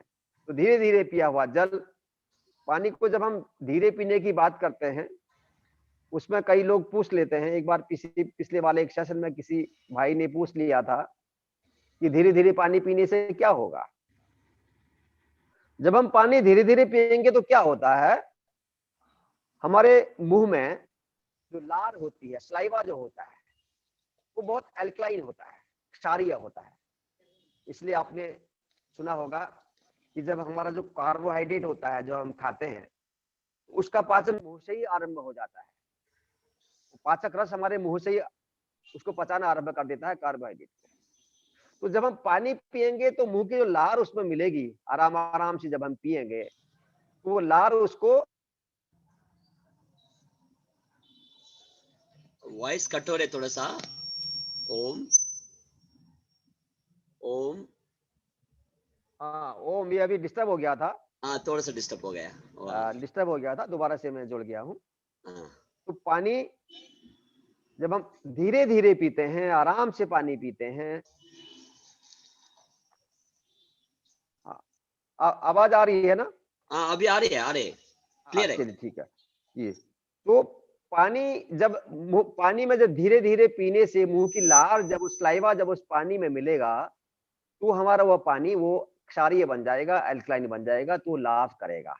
अभी हम इस विषय में चर्चा करेंगे कि हमको क्यों क्षारीय ज्यादा लेना चाहिए, अल्कलाइन फूड ज्यादा लेना है, और हमको एसिडिक खाना बहुत कम लेना है। इस पर भी अभी चर्चा करेंगे। तो एक चीज और है, पर्याप्त मात्रा में जल, तली चीजों से दूर रहें, तली चीजों से दूरी बनाएं। और ये कुछ जहर हैं, इसमें आयुर्वेद में और प्राकृतिक चिकित्सा में तो ये 3-4 सफेद जहर इनको बोलते हैं, व्हाइट पॉइजन। नंबर 1 चीनी, व्हाइट शुगर, सबसे बड़ा पॉइजन माना जाता है ये व्हाइट पॉइजन। क्यों पॉइजन, इसलिए है पॉइजन क्योंकि बहुत ज्यादा एसिडिक होता है, और बहुत ज्यादा एसिडिक चीज हम खाएंगे तो शरीर में कई प्रकार के विकार पैदा करेगा, रोग पैदा करेगा। तो चीनी से बहुत ज्यादा एसिडिक होती है। होने को देखो मीठा है, मीठा होने के बाद भी वो एसिडिक है। कई लोगों ने प्रश्न किया, एक कागजी नींबू आता होगा, आपने सुना होगा, कागजी नींबू आप लेते हैं रोजाना। नींबू खट्टा है, लेकिन उसका जो गुण धर्म है वो क्षारीय होता है, अल्कलाइन होता है। नींबू अल्कलाइन होता है, खट्टा होने के बाद भी वो क्षारीय है, एसिडिक नहीं है। चीनी मीठा होने के बाद भी वो क्षारीय नहीं है, वो अम्लीय है, एसिडिक है, अल्कलाइन नहीं है। इसलिए जो चीजें एसिडिक ज्यादा होंगी वो शरीर के लिए उतना ही नुकसानदायक होंगी। तो ये 4 सफेद जहर, इनसे भी हमने दूरी बनानी चाहिए। नंबर 1 सफेद चीनी, नंबर 2 मैदा, नंबर 3 नमक, समुद्री नमक, और number 4 white polished rice, polish किया हुआ चावल, सफेद चावल। तो ये 4 चीजें, इनको व्हाइट पॉइजन बोलते हैं क्योंकि ये चीजें बहुत अधिक एसिडिक होती हैं। तो इनसे अगर दूरी बनाएंगे तो शरीर हमारा स्वस्थ रहेगा। ट्रांसलेट कर सकते చాలా हैं। బాగా ఎక్స్ప్లెయిన్ చేస్తారండి. నిజంగా చెప్పాలంటే ఎక్కడ మాట్లాడినా మనం సాత్విక ఆహారం తినాలి అని మనకు అర్థమైంది. సో ఇప్పుడు మనకు ఇక్కడ సాత్విక ఆహారం ఏందనేది ఒక పెద్ద ప్రశ్న. ఏదైతే సాత్విక ఆహారం తింటే మన మనస్సు కూడా మంచిగా అవుతుంది. మన ఏదైతే దాంట్లో మన స్మృతిలో ఏం చెప్తున్నారు, ఆహారం ఎలా తినాలనేది కూడా చాలా పెద్ద మాట అండి. ఒకటోది మంచి ఆహారం, సాత్విక ఆహారం తినాలి. రెండవది ఆహారం తినే విధానం కూడా సరిగ్గా ఉండాలి. సరిగ్గా కూర్చోవాలి, శాంతంగా. మన సంస్కృతిలో ఎలా ఉంటది, సరిగ్గా కూర్చొని శాంతంగా, అది కూడా మంత్రోచ్చారణ చేసి సరిగ్గా ప్రసన్నమైన మనసుతోటి భోజనం చేస్తాం. అలా భోజనం చేయాలి. కానీ కోపంతో, క్రోధంతో భోజనం చేయదు. క్రోధంతో భోజనం చేస్తే సాత్వికాహారం కూడా అదేం చేస్తుంది, విషాన్ని తయారు చేస్తుంది. అర్థమవుతుందా? అందుకే కోపం ఉన్నప్పుడు భోజనం చేయదు, కొద్దిసేపు ఆగాల, శాంతం కావాలా. చాలా బాగా చెప్పారండి. సో ఆహారం ఎలా, మంచి ఆహారం తీసుకోవాలి, సరిగ్గా ఆహారం తీసుకోవాలి. రెండో మాట, అన్నంతో పాటు చాలా ఇంపార్టెంట్ ఏంటంటే నీళ్లు. నీళ్లు కూడా సరిపోయినంత నీళ్లు తీసుకోవాలి. నిజంగా ఈ విషయంలో చాలా మంది కన్ఫ్యూజ్ ఉంటది. మనం 2 నుంచి 3 లీటర్లు అయితే నీళ్లు తీసుకోవాలో సరిగ్గా నీళ్లు తీసుకోవాలి. కానీ ఒకేసారి నీళ్లు తీసుకోవద్దు. రోజంతా కొద్దిగా నీళ్లు తీసుకోవాలి. ఇది మొదటి మాట. రెండవ మాట, మెల్లమెల్లగా తాగాలి నీళ్లు. గుర్తుపెట్టుకోండి, ఎలా మెల్లమెల్లగా చప్పరిస్తూ నీళ్ళు తాగాలి. మనం తినే ఆహారం కూడా నమిలి అన్నాన్ని నీళ్ళలాగా మార్చుకొని మింగాలి. సో నమిలి తినాలి. సో ఇక్కడ ఏం చెప్తున్నా అంటే నీళ్లు చప్పరించి తీసుకోవాలి. దీని ఎందుకు లాభం అంటే, నాలుక పైన ఏదైతే సలైవా ఉంటుందో ఆ సలైవాలో ఆల్కలైన్ కంటెంట్ ఉంటుంది. సో ఇప్పుడు ఏదైతే అన్నం మనము నమిలి చేస్తామో అది ఆల్కలైన్ గా మారుతుంది. అట్లాంటి ఆహారము ఏదైతే మనం తీసుకుంటామో అది ఆరోగ్యప్రదాయని. అట్లాంటి నీళ్ళు ఆరోగ్యప్రదాయని. ఇప్పుడు ఆల్కలైన్ వాటర్ అంటారు కదా, ఆల్కలైన్ వాటర్ ఏం అవసరం లేదు. కానీ మీరు మంచిగా చప్పరించి చేస్తే అదే ఆల్కలైన్ గా మారుతుంది. చాలా బాగా చెప్పారండి. సో ఏది ఏది ఆల్కలైన్ ఫుడ్, మంచి సారవంతమైన ఆహారం, వీటి గురించి మనం ముందు తెలుసుకుందాము. ముఖ్యంగా ఏదైతే వేయించినటువంటి వాటితోటి దూరంగా ఉంచండి. వేపుడు పదార్థాలు ఉంటాయి కదా, వేపుడు పదార్థాలతో దూరంగా ఉండాలి. దేవినే అంటే నూనెలో వేయించినవి వేపుడు అవే కదా, అదే దాని తలే వస్తా ఉంటాయి. ముఖ్యంగా వేపుడు వేపుడు అంటారు దాన్ని, వేయించినవి నూనెలో తీసినవి ఇట్లాంటి వాటితోటి దూరంగా ఉండాలి. రెండోది 4 తెల్ల విషాలు, తెల్లయి 4 విషాలు ఏంటి? ఒకటి చక్కెర. చక్కెర తీపిగా ఉన్నా అది ఎసిడిటీకి, అది గుర్తుపెట్టుకోండి. అదే నువ్వు ఉదాహరణ ఇచ్చి నిమ్మకాయ పుల్లగా ఉంటది కానీ అది అది క్షారవంతమైంది, అది అర్థమవుతుందా? అది అందుకోసమే ఆరోగ్యం. అదే చక్కెర తీయగా ఉంటది కానీ అది ఎసిడిటీకి సంబంధించినంతా కూడా అనారోగ్యకారం. బాగా చాలా చాలా బాగా సంబంధం. అందుకే చక్కెర విషం అని చెప్పిండు. మైదా మూడోది, ఉప్పు, సముద్ర ఉప్పు. నాలుగోది తెల్ల బియ్యం కూడా. ఈ 4 కూడా విషం లాంటివి, వీటితో దూరంగా ఉంటే బాగుంటుందని చెప్పాడు. ఓవర్ టు మోహన్ जी। इसके साथ एक बड़ी महत्वपूर्ण चीज और है जो आहार के संबंध में हमने ध्यान देना चाहिए कि एक मिनट ఆదరణీయ మోహన్ जी, చాలా బాగా ఒక మంచి పాయింట్ చెప్పాడు. సూత్రం ఏంటంటే భోజనం ఎలా చేయాలి? కడుపుకు సగం భోజనం, సగం, అర్థమవుతుందా? నీళ్లు దానికి డబుల్, కసరత్ అంటే వ్యాయామం దానికి 3 ఇంతలు. ఇంకోటి ఏమో చెప్పిండు, 4 చెప్పారు కదా. चौथी क्या है मोहन जी? हंसना है ना। एक तो खाना आधा, हंसना चगुन, हंसना चगुन, నవ్వడం 4 ఇంతలు, पानी दुगना। సో భోజనం సగం, కడుపులో సగం, నీళ్లు దానికి డబల్, అలాగే కసరత్ అంటే వ్యాయామం దానికి డబల్, దానికి 3. అది నవ్వము అంతకంటే ఎక్కువ, జీవితాంతం సంతోషంగా ఉండాలి. చాలా మంచి సూత్రం చెప్పండి. ఓవర్ టు యోగి जी। बहुत सुंदर, आपने एक एक बात जो मैं बोल रहा हूँ उसको बिल्कुल हूबहू, यद्यपि मैं थोड़ा बहुत जो आप समझा रहे हैं मेरे समझ में आ रहा है, थोड़ा कुछ क्या क्या बता रहे हैं, तो वो हूबहू ज्यों का त्यों आप समझा रहे हैं अपने तेलुगु में। बहुत अच्छी बात है। तो देखिए, इसके बाद एक आहार के संबंध में एक बड़ा महत्वपूर्ण चीज आप और ध्यान दे दीजिए कि पके भोजन से जो हम खाना है ना, अधिकतर हम लोगों की आदत क्या होती है, खाने का मतलब हम ये सोचते हैं कि जो पक गए, पका लिया हमने, फ्राई कर लिया, तल लिया, उसको हम खाना मानते हैं। वास्तविकता यह है उस पका खाने से अधिक हमने कच्चा आहार लेना चाहिए। वो प्राकृतिक भोजन है और वो वही भोजन गुणकारी होता है। इसलिए नियमित रूप से कच्चा आहार को पके भोजन की तुलना में अधिक लेना चाहिए।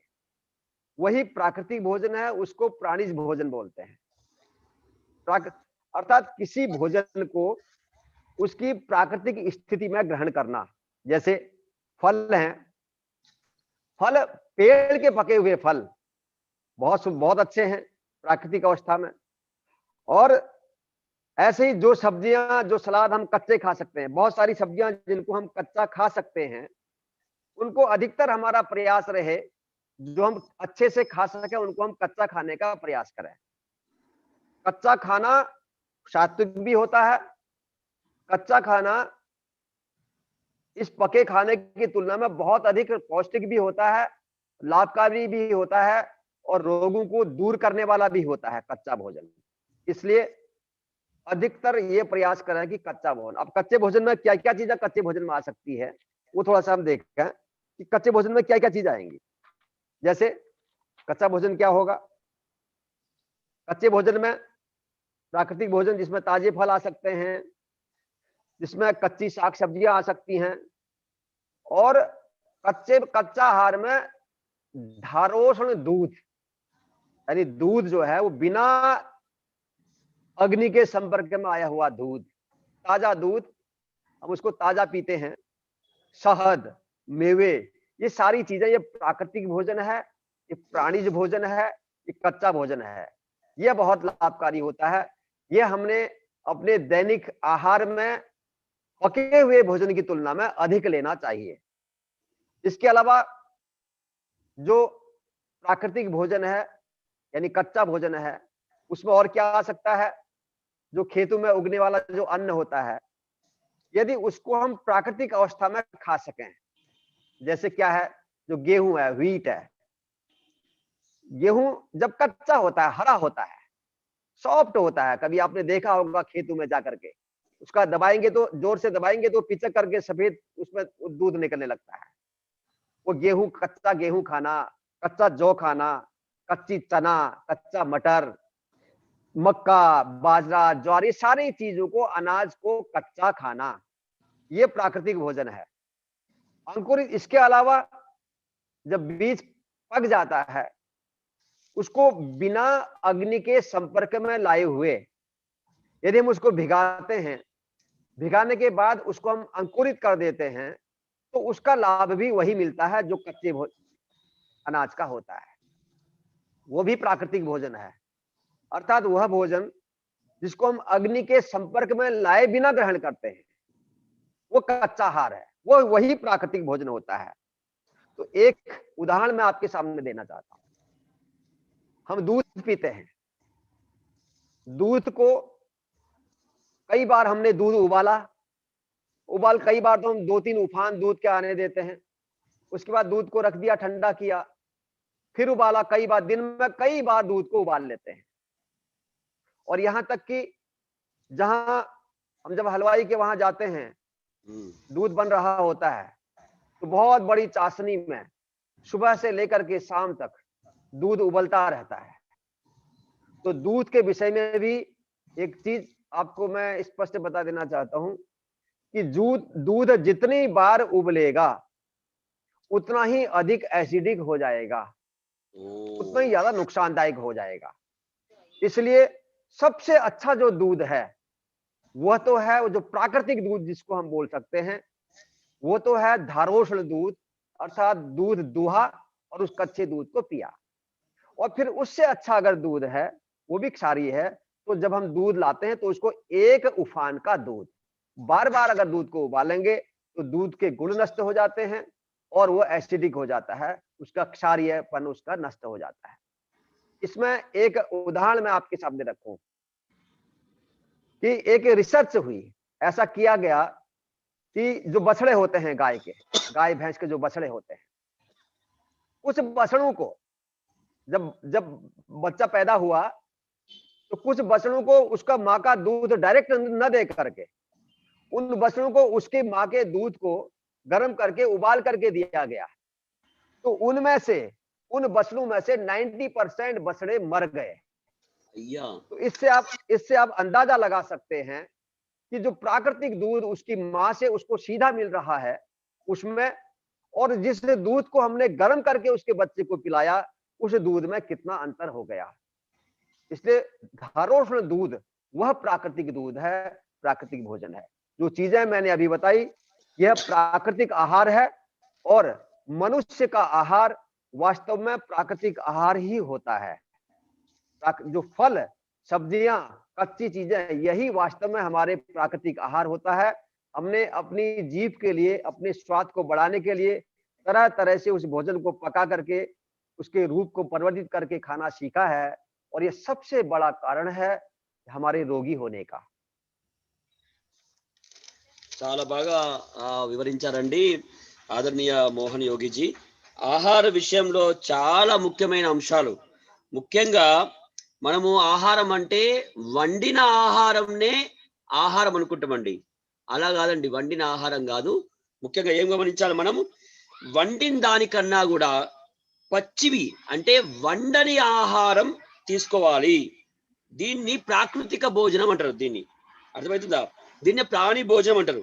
సో ఆహారం ఎప్పుడు కూడా దాని సహజ స్వరూపంలో తీసుకుంటే అది చాలా మంచిది. సో సహజ రూపం అంటే ఏంటి?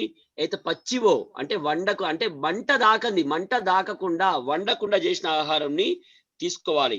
సో ముఖ్యంగా అట్లాంటి ఏంటివి ప్రాకృతిక ఆహారం అంటే అప్పుడప్పుడే తాజా పండ్లు,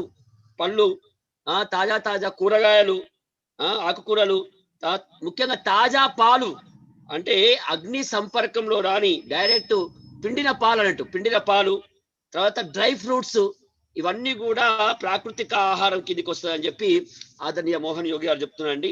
సో వండిన ఆహారం కన్నా కూడా ఇట్లాంటి ప్రాకృతిక ఆహారం మనం తీసుకోవాలి.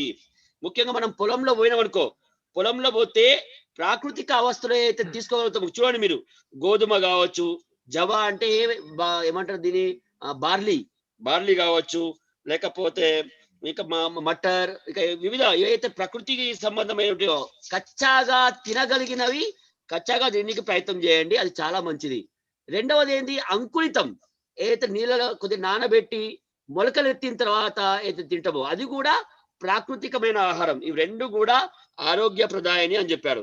సో చాలా ఉదాహరణ చెప్పాడు, ప్రకృతి ఆహారం ఎంత ఇంపార్టెంట్ అనేది ఒక ఉదాహరణ చెప్పాడు. ఉదాహరణకు పాలు, పాలు చాలా శ్రేష్టమైనది. సో ఎట్లాంటి పాలు తీసుకోవాలి, మనం ఏం చేస్తాం, మనం పాలంటే మరగబెట్టి మరగబెట్టి మరగబెట్టి మరగబెట్టి తాగుతాం.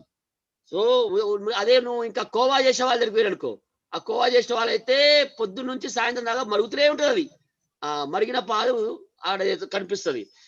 ఏమర్థమైంది మరి, ఎంత ఎక్కువగా మంట పైన మరుగుతుందో ఆ పాలు అంత ఎసిడిటీకి అవుతుంది. అర్థమైందా? అందుకోసమే మరిగిన పాలు కాదు, ఏం తీసుకోవాలి, పిండంగానే పాలు పిండంగానే ఏదైతే పచ్చి పాలు చూడు అవి శ్రేష్టం. లేకపోతే ఏం చేయాలి, ఒక్కసారి మరగబెట్టదు, ఒక్కసారి ఏదో మరిగిన పాలు తీసుకుంటే నయం, అంతేగాని మళ్ళీ మళ్ళీ మరగబెట్టిన పాలు తీసుకోవద్దు. సో ఒక ఉదాహరణ చెప్పిండు, ఒక రీసెర్చ్ లో, పరిశోధనలో ఏం చేసిరు, ఆవు అప్పుడే పుట్టిన ఆవు దూడ ఉంది కదా, ఆవు దూడకి డైరెక్ట్ ఆవు పాలు ఇవ్వకుండా ఆవు పాలు తీసి మరగబెట్టి పాలు తాగిపించారు. సో అట్లా మరగబెట్టి తాగిపించిన ఆవు దూడలు చచ్చిపోయినాయి. సో దీన్ని బట్టి ఏమర్థమైంది, నేరుగా ఆవు నుంచి ఆవు పాలు తీసుకుంటేనేమో అది పుష్టిగా ఉంది, మరగబెట్టి తీస్తేనేమో అవి కథమైపోయినాయి. సో అందుకోసం ఏం కావాలి, ప్రాకృతికమైనవి. మనం ఏం చేస్తామంటే మనకు అన్ని ప్రకృతి ఏవే కావాలా, కానీ మన నాలుక రుచి కోసం దాన్ని మొత్తం గడబడి చేసేస్తాం. అట్లా కాకుండా ప్రకృతిబద్ధమైన నేరుగా తీసుకోవాలని మన ఆదరణీయ మోహన్ యోగిజీ గారు చాలా బాగా చెప్పారండి. Over to Yogiji. Om ji continue. आहार के संबंध में आवाज आ रही है? हाँ आ रहे आवाज आ रही है मेरी? आ गया। ओम जी आ गया। ठीक है। ओम ठीक है। देखिए, आहार के संबंध में चाहिए कि हम ये मालूम तो चल गए कि भोजन क्या है, जो हमारे शरीर को निरोगी रखने वाला भोजन है और शरीर को बल भी प्रदान करेगा, शरीर में रोग भी नहीं होने देगा। लेकिन हमने एक चीज और ध्यान देनी है, भोजन का मेल भी पता होना चाहिए। इस कई बार हम क्या होता है, हमें ये मालूम नहीं रहता कि किस चीज के साथ क्या खाना चाहिए, किस चीज के साथ क्या चीज नहीं खाना चाहिए। बेमेल भोजन क्या है और मेल वाला भोजन क्या है, इसमें थोड़ा सा चर्चा कर लेते हैं। तो एक चीज बताएं आपको, शरीर में जो आहार जो हमारा होता है उसमें तो प्रमुख उसके जो 7 तत्व होते हैं, कार्बोहाइड्रेट होता है, प्रोटीन होता है, फैट होता है, रफेज है, वाटर है, विटामिन हैं और मिनरल्स हैं। इन 7 तत्व में तो हर चीज में लगभग पाए जाते हैं। तो हमने देखो इसके संबंध में जो महत्वपूर्ण चीज है वो मैं आपको बताने जा रहा हूं कि जो प्रोटीन है, प्रोटीन का कार्बोज के साथ मेल नहीं होता है। ऐसा जो कार्बोहाइड्रेट की चीजें हैं, और मैं बात कर रहा हूं साथ साथ खाने की। अच्छा अगर हम साथ साथ खाते हैं, यदि हम साथ साथ खाते हैं, खाना हमने प्रोटीन भी है, हमने कार्बोहाइड्रेट भी लेना है, हमने फैट भी लेना है, ये सारी चीजें लेनी है। लेकिन हम अगर उसको इस तरीके से लेंगे तो हमारे शरीर को बहुत लाभ मिलेगा। देखो, कार्बोहाइड्रेट और प्रोटीन इसको अगर हम साथ साथ खाते हैं तो दोनों का पाचन ठीक से नहीं होगा। जैसे मैं आपको एक एग्जांपल बताता हूं। चावल कार्बोहाइड्रेट है, रोटी कार्बोहाइड्रेट है, दूध प्रोटीन है, दालें प्रोटीन है। अब क्या होता है, जब हम ये चीजें साथ साथ लेते हैं, दाल के साथ चावल हम हमेशा खाते हैं, दाल रोटी हमें हमेशा खाते हैं, लेकिन ओम ओम वॉइस कट गया। ओम ओम आदरणीय योगी जी, आपका वॉइस कट जा रहे हैं। ఓం ఒక నిమిషం అండి, కొద్దిగా ఆగుదాం. ఆదరణీయ యోగిజీ,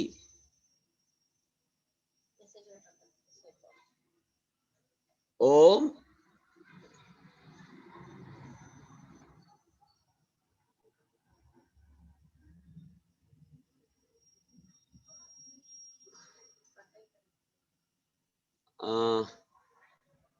జాయిన్ అవుతారండి. వారికి ఇంటర్నెట్ ప్రాబ్లం కనిపిస్తుంది, కొద్దిగా వాయిస్ కట్ అయింది. కొద్దిగా ఆగండి, కొద్దిగా ఆగండి.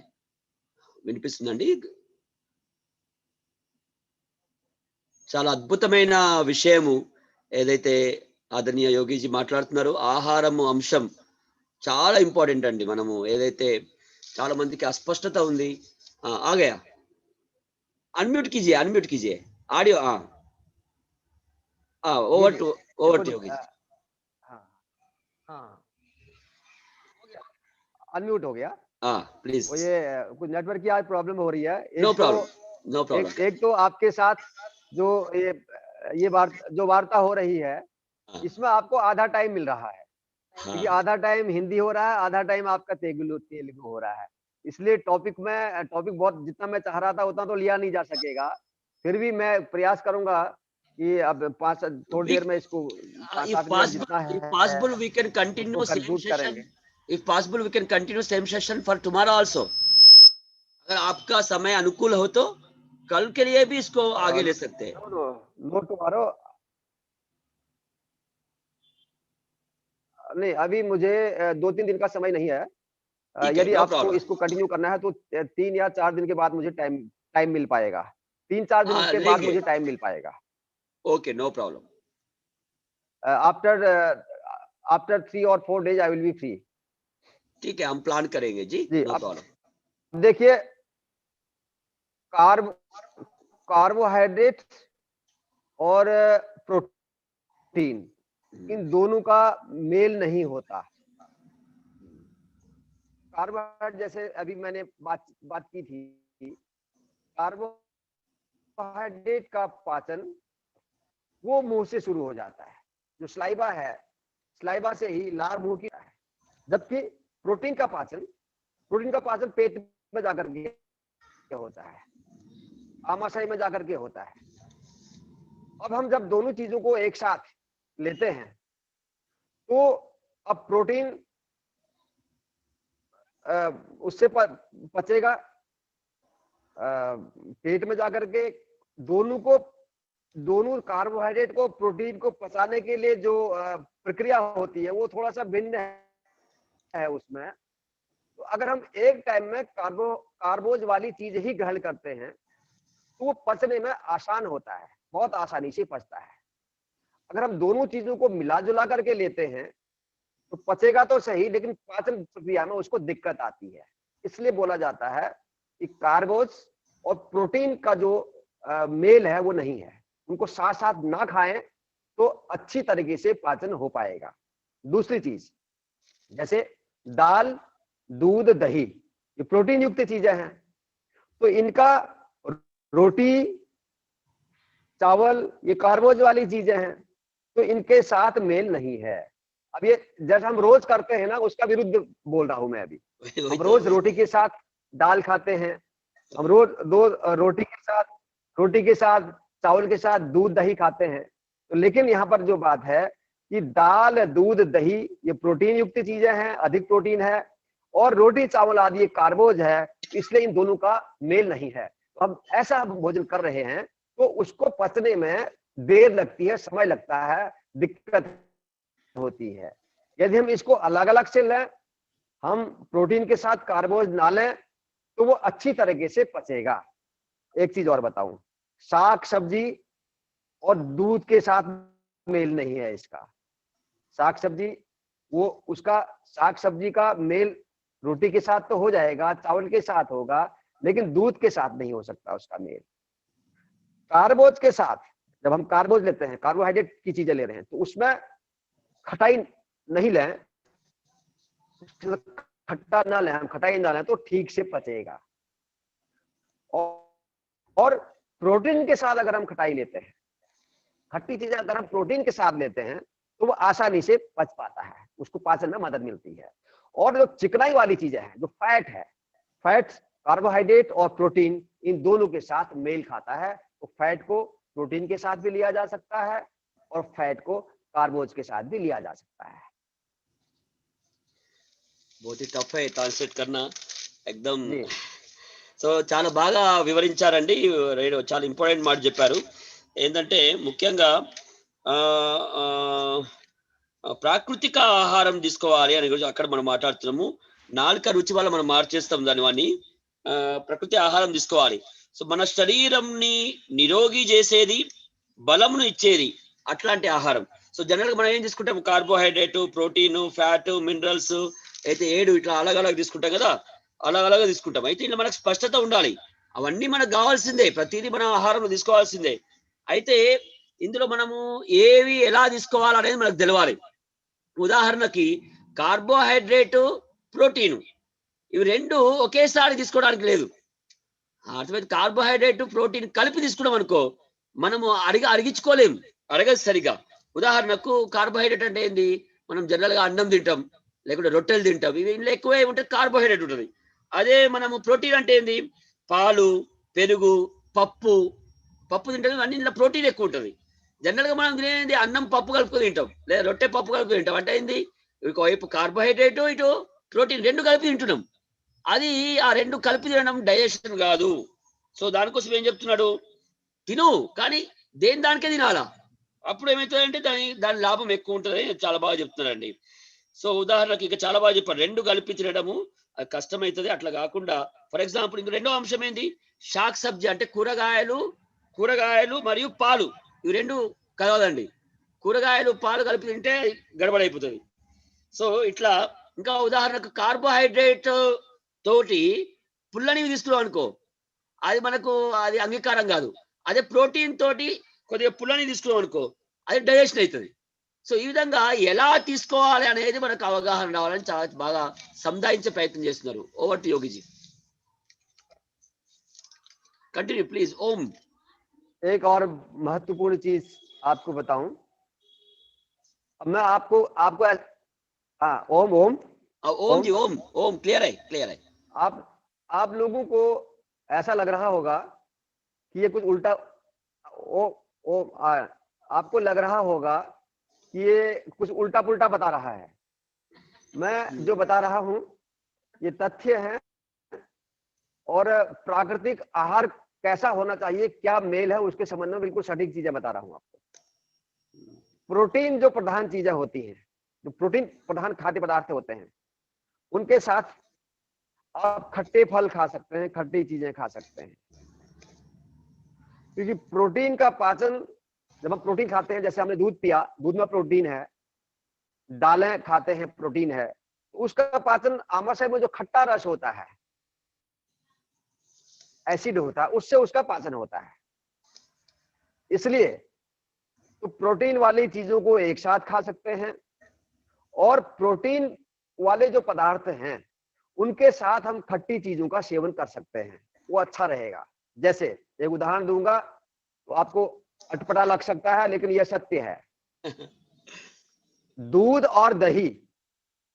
अब देखो मैं अभी मैं आयुर्वेद के अनुसार नहीं चल रहा हूं, मैं तथ्य के आधार पर प्राकृतिक भोजन के आधार, प्राकृतिक आहार के अनुसार जो प्राकृतिक चिकित्सा है, हम लोग जो प्राकृतिक चिकित्सा देते हैं, मैं उसकी बात कर रहा हूं अभी. तो प्राकृतिक चिकित्सा के अनुसार दूध और दही का आपस में मेल है. दूध के साथ आप दही का सेवन कर सकते हैं.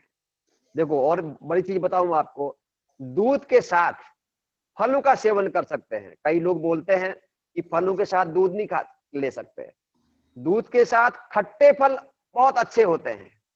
और एक चीज और आपको महत्वपूर्ण बता दूं मैं आपको, लोग सोचते हैं कि हम दूध पिया, अभी हमने संतरा खाया है और संतरे खाने के बाद हम दूध पीते हैं तो वो नुकसान करेगा, ये हमारी मान्यता रहती है. लेकिन प्राकृतिक चिकित्सा मैं आपको बता दूं स्पष्ट रूप से, मैं स्वयं सुबह नाश्ते में जैसे मैं संतरा लेता हूँ रोज, संतरे के बाद मैं दूध पीता हूँ। और आपको भी मैं एक बात और बता दूं, जिनको दूध ठीक से नहीं पचता हो वो पहले संतरा खा लीजिए, थोड़ा सा कागजी नींबू की बूंदा ले लीजिए, कागजी नींबू का रस पी लीजिए, उसके बाद आप दूध पीजिए। वह पिया हुआ दूध आपको बहुत आसानी से पचेगा। इसलिए ये धारणा गलत है कि हम दूध के साथ फल नहीं खा सकते, दूध के साथ हम खट्टे फल नहीं खा सकते। दूध के साथ आप सभी प्रकार के खट्टे फलों का सेवन कर सकते हैं, यहां तक कि आप दूध के साथ कागजी नींबू का रस भी ले सकते हैं। बहुत ही టఫెస్ట్ బాత్ బోల్ रहे अभी अभी तो हम लोग विरुद्ध ही सुना है సో చాలా బాగా చెప్పారండి మనకు नहीं आप बोलिए जो अभी वही कर वही बोल रहा हूँ वही बोल सुन रहा एक मिनट, अभी तो मैं जो बोल रहा हूँ हूँ वो आपको ज्यों का त्यों लोगों को बताना है।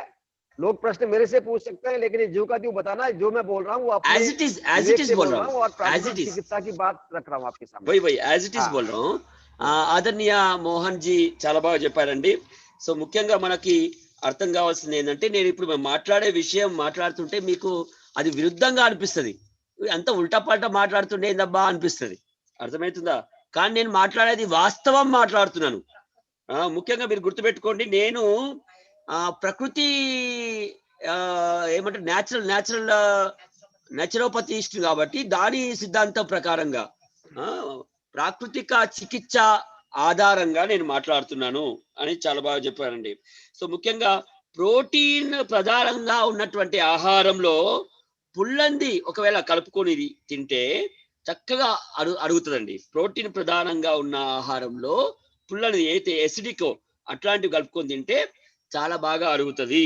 ఉదాహరణకి పాలతోటి పండ్లు తినద్దు అని మన అవగాహన కానీ ప్రకృతి ఏదైతే చికిత్సలో పాలతోటి పళ్ళు తినాల అందులో ఇంకా పుల్లని పళ్ళు ఇంకా మంచిది అంటున్నాడు ఆయన పుల్లని పళ్ళు చాలా మంచిది ఉదాహరణకి ఎవరికైతే పాలు అరగయో అట్లాంటి వాళ్ళు జనరల్గా ఏం చేస్తారు ఫస్ట్ అట్లాంటి వాళ్ళు సంత్రా ఫస్ట్ తినండి సంత్రా నేను స్వయంగా తింటా చెప్పాడు ఆయన సంత్రా ఫస్ట్ తినండి ఇంకా అవసరమైతే నిమ్మకాయ రసం తాగండి దాని తర్వాత పాలు తాగండి చాలా చక్కగా అరుగుతుంది సో ఇది ప్రకృతి చికిత్స ఏదైతే మీ మైండ్ లో ఉందో పాలతోటి పండ్లు తినొద్దు అనేది తప్పు ప్రోటీన్ ప్రధానంగా ఉన్న ఆహారంలో పుల్లనివి ఉంటే అది అరుగుతుందని చెప్తున్నారండి continue over to Yogiji Mohan ji over आया चने की जी ओम चने की रोटी के साथ खट्टे फल टमाटर ये चीजें चने के साथ बहुत अच्छा है क्योंकि वो प्रोटीन है। दही के साथ फल खा सकते हैं क्योंकि फलों का उसका जब आप खाएंगे दही दूध के साथ जब हम फल लेते हैं तो नुकसान नहीं होता बल्कि उसका पाचन ठीक तरीके से उसका पाचन होता है। मैंने कहा दही के साथ दूध भी ले सकते हैं, दही के साथ फल भी ले सकते हैं, दही के साथ खट्टी चीजें भी ले सकते हैं। दालों के साथ क्योंकि दालें भी प्रोटीन है तो दालों के साथ आप खट्टे फल ले सकते हैं, नींबू ले सकते हैं। यह मेल भोजन है, ये इसका मेल बनता है आपस में। और दूध के साथ कागजी नींबू मैंने बता दिया तो ये मेल भोजन है, तो इसलिए घबराइए नहीं। जो मैंने बताया इस तरीके का आप भोजन इस मेल के साथ भोजन करेंगे तो यह हमारे पाचन प्रक्रिया में मदद करेगा। और अगर हम बेमेल भोजन करेंगे जो अभी मैंने पहले बताया था तो बेमेल भोजन करने से हमारा पाचन तंत्र बिगड़ता है, पाचन ठीक से नहीं हो पाता। तो इसलिए इस चीज का भी ध्यान देना हमने चाहिए। अब जो एक चीज में और क्योंकि विषय तो बहुत बड़ा है तो मैं कुछ चीजें आपको बताऊं कि हमारा जो आहार है, दिन का जो हम पूरा आहार लेते हैं उस आहार में से यदि हम स्वस्थ रहना चाहते हैं, शरीर के रोगों को आहार के द्वारा दूर करना चाहते हैं, हम ये चाहते हैं कि शरीर में विष अधिक पैदा ना हो, शरीर के भीतर गंदगी ज्यादा पैदा ना हो, तो हमने ये ध्यान देना पड़ेगा कि जो हमारा क्षारीय भोजन है, हमारा जो एल्कलाइन फूड है वो टोटल भोजन का 80% से अधिक होना चाहिए। और एसिडिक आहार हमारा 20% से नीचे होना चाहिए। अगर हम ये रेशियो रखते हैं तो हम शरीर के भीतर के रोगों को धीरे धीरे हम बाहर फेंक सकते हैं, तो शरीर में गंदगी कम से कम जमा होगी। अब देखिए क्या मैं आपको बताऊं, 80% एल्कलाइन फूड, 20% एसिडिक फूड, ये हमारा रेशियो रोज का रहना चाहिए। क्यों? देखिए क्या होता है, हमारा जो ब्लड है, ब्लड का जो पीएच वैल्यू है, पोटेंशियल हाइड्रोजन जो उसकी वैल्यू है ब्लड की, वो होती है 7.4। ब्लड की जो पीएच वैल्यू है वो 7.4 होती है। इसलिए 7 से कम पीएच वो एसिडिक माना जाता है। मैं इसको आपको बता रहा हूं कि एसिडिक कौन है और एल्कलाइन क्या है।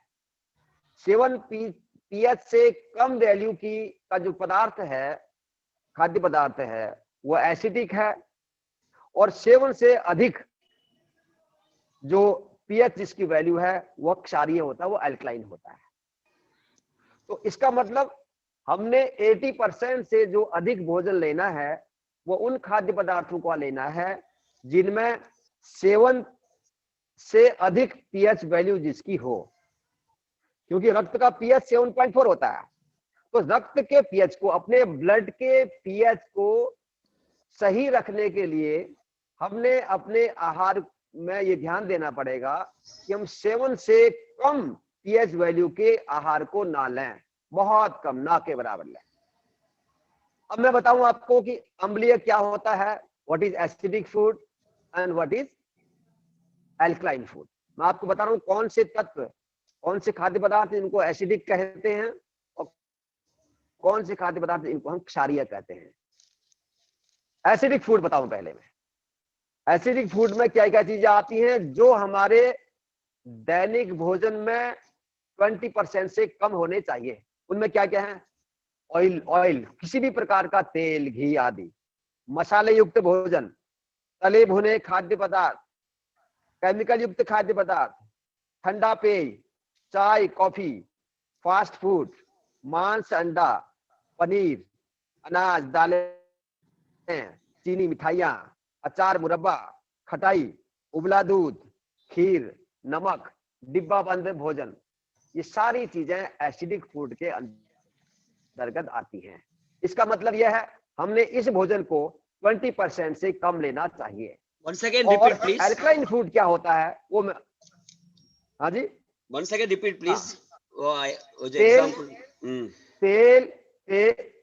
तेल, तेल, घी, मसाले युक्त भोजन, तला भुना खाद्य पदार्थ, और केमिकल वाले, जिन पदार्थों में केमिकल होता है जैसे चीनी है, चावल है, ठंडा पेय, चाय, कॉफी, फास्ट फूड, मांस, अंडा, पनीर, अनाज, दालें भी आपके एसिडिक होती हैं, चीनी, मिठाइयाँ, अचार, मुरब्बा, खटाई, उबला दूध, नमक, खीर, डिब्बा बंद सारा भोजन जो प्रिजर्वेटिव फूड है, ये सारा फूड एसिडिक फूड है।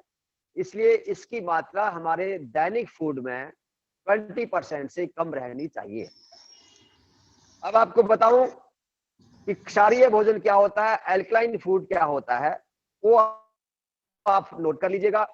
सभी प्रकार के ताजे पके फल, चाहे मीठे फल हो चाहे खट्टे फल हो, ये सब एल्कलाइन फूड है। धारोष्ण दूध, धारोष्ण दूध का मतलब वह दूध जो ताजा दूध है, जो बार बार उबला हुआ नहीं है, और एक उफान का दूध भी, अगर आपने दूध को ज्यादा नहीं उबाया है, उबाला है, दूध को थोड़ा गर्म किया है, बार बार दूध उबलेगा तो एसिडिक बन जाएगा। एक उफान तक का दूध वो एल्कलाइन होता है, क्षारीय होता है। मट्ठा, हरे साग सब्जियां, अगर आलू है तो छिलका सहित आलू, शहद, गुड़ और गिरी, किशमिश, मीठा दही, गन्ना, सलाद, चना, नींबू, ये सारी चीजें एल्कलाइन होती हैं और हमारे दैनिक भोजन में इसकी मात्रा 80% से अधिक होनी चाहिए।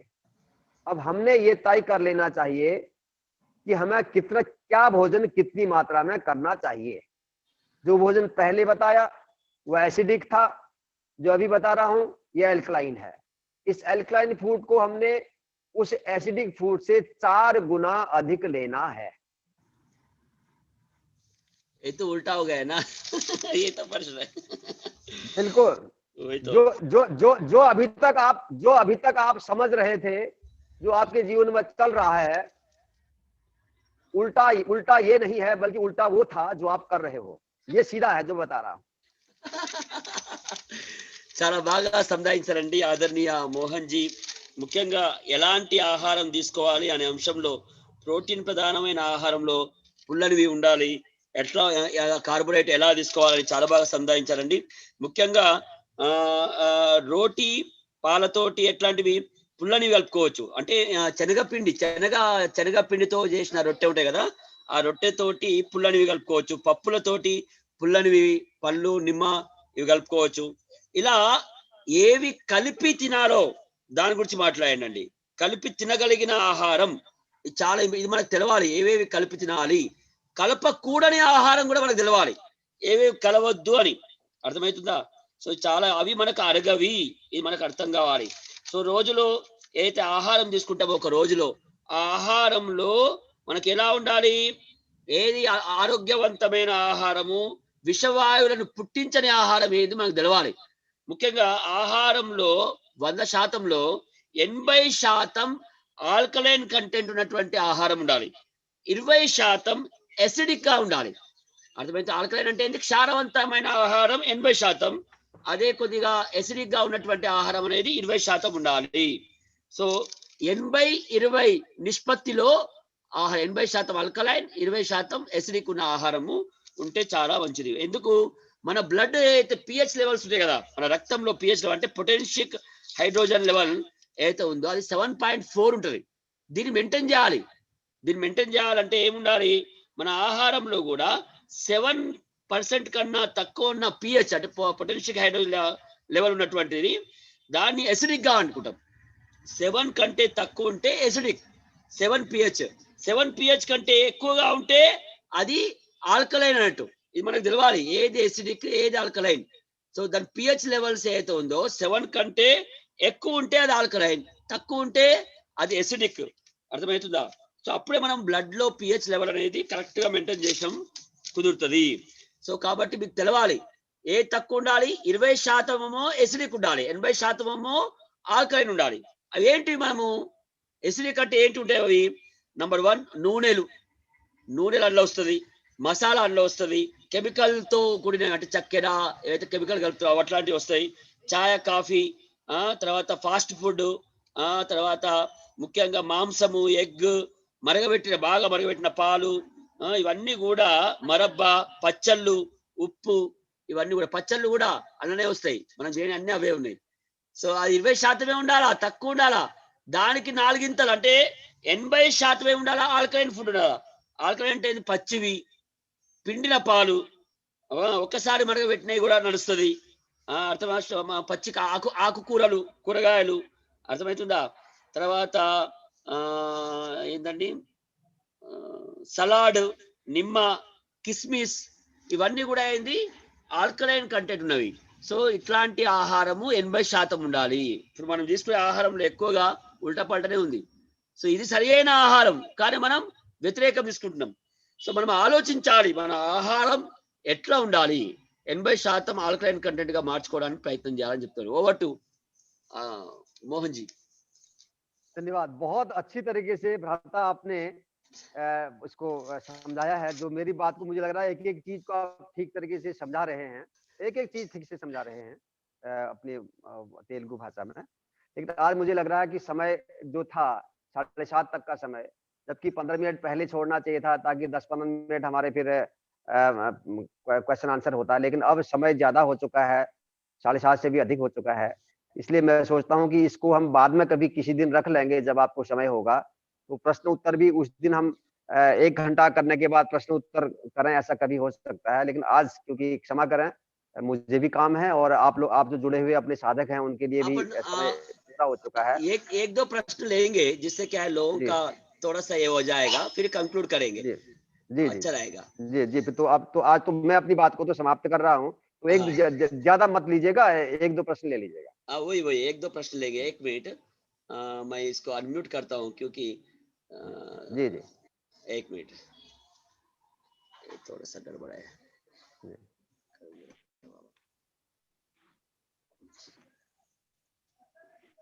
దయచేసి తొందరపడకండి, మనము ఒక్కొక్కరికి అవకాశం ఇద్దాం.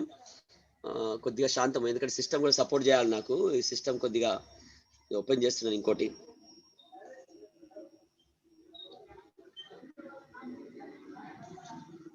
ఒక్క నిమిషం అండి, ఒక్క నిమిషం, ఒక్క సెకండ్ ప్లీజ్, 1 సెకండ్.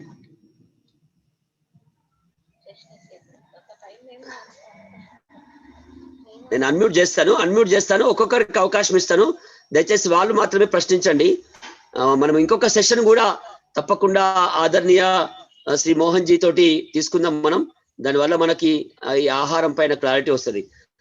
जैसा आपको वो समय मिल गया 4 दिन के बाद, जो डेट अभी से दीजिए, वो डेट मैं सबको डिक्लेयर कर देता हूँ, जिससे क्या है लोगों को और क्लैरिटी आएगा. सो अभी अनम्यूट చేయొచ్చండి. सबसे पहला हम पूछेंगे, मौका देंगे सीधा नया लोगों को देंगे सीधा. శంకర్ ప్రసాద్ గారు ఏంటి, శరత్ బాబు గారు అడగండి. శరత్ బాబు గారు అడగండి. मोहन जी, आपको प्रणाम मेरा। आपका परिचय दीजिए, आप कहाँ से? मेरा नाम शरद बाबू। नमस्कार जी। मैं एक रिटायर्ड एम्प्लॉय हूँ, निम्स से रेस्पिरेटरी थेरेपिस्ट से रिटायर हो चुका हूँ, जो यहाँ से सोबन ट्रस्ट से 100 आवर्स का ट्रेनिंग लिया हूँ। जो आहार नियम बताए, बहुत अच्छा लग रहा है मेरे को। प्रश्न ये है मेरा, जो भी अपन आहार ले रहे हैं डेली, उसमें ज़्यादा से ज़्यादा अपना अल्कलीन हो गए, तो पीएच ज़्यादा से बोल रहे हैं आप। अगर अपने दोनों मिला के ले रहे हैं, उसमें अपना कुछ फायदा होगा नहीं होगा, ये बताइए। जो अपन दाल के साथ रोटी खा रहे हैं, दाल के साथ चावल खा रहे हैं, दाल के साथ दही खा रहे हैं, दही उसके साथ में घी भी खाते हैं, मिलाने से कोई फायदा है नहीं है।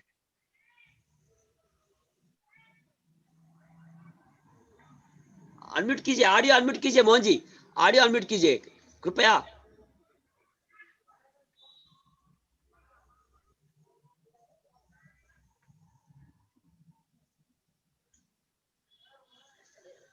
अनम्यूट नहीं हुआ है.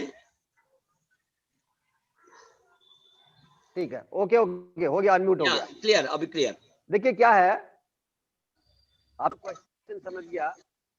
आपका मतलब है कि जो बेमेल भोजन है, जैसे मैंने बताया कि आप कार्बोहाइड्रेट और प्रोटीन साथ में नहीं लेना चाहिए, लेकिन हम लोग तो लेते आ रहे हैं, हमेशा लेते ही हैं, दाल रोटी भी खाते हैं, दाल चावल भी खाते हैं, तो इससे फायदा होगा या नहीं होगा, ये क्वेश्चन है आपका मेरे ख्याल से, जहां तक मैं समझ पाया हूं.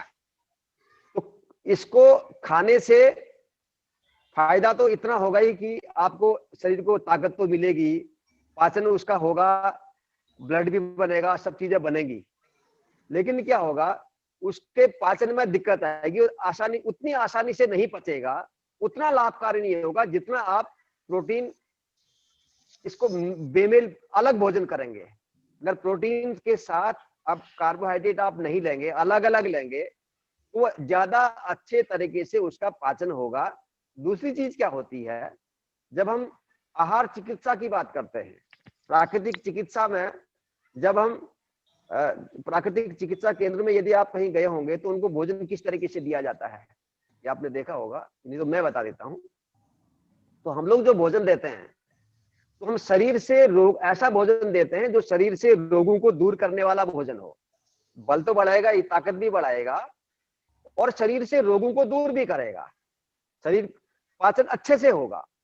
तो वो भोजन प्राकृतिक भोजन होता है। और उसका तरीका लेने का मैं जो मैं बता रहा हूँ कि किसके साथ क्या करना चाहिए। मेल भोजन, अगर हम मेल भोजन करेंगे तो पाचन प्रक्रिया में मदद मिलेगी, ज्यादा अच्छी तरीके से पाचन होगा।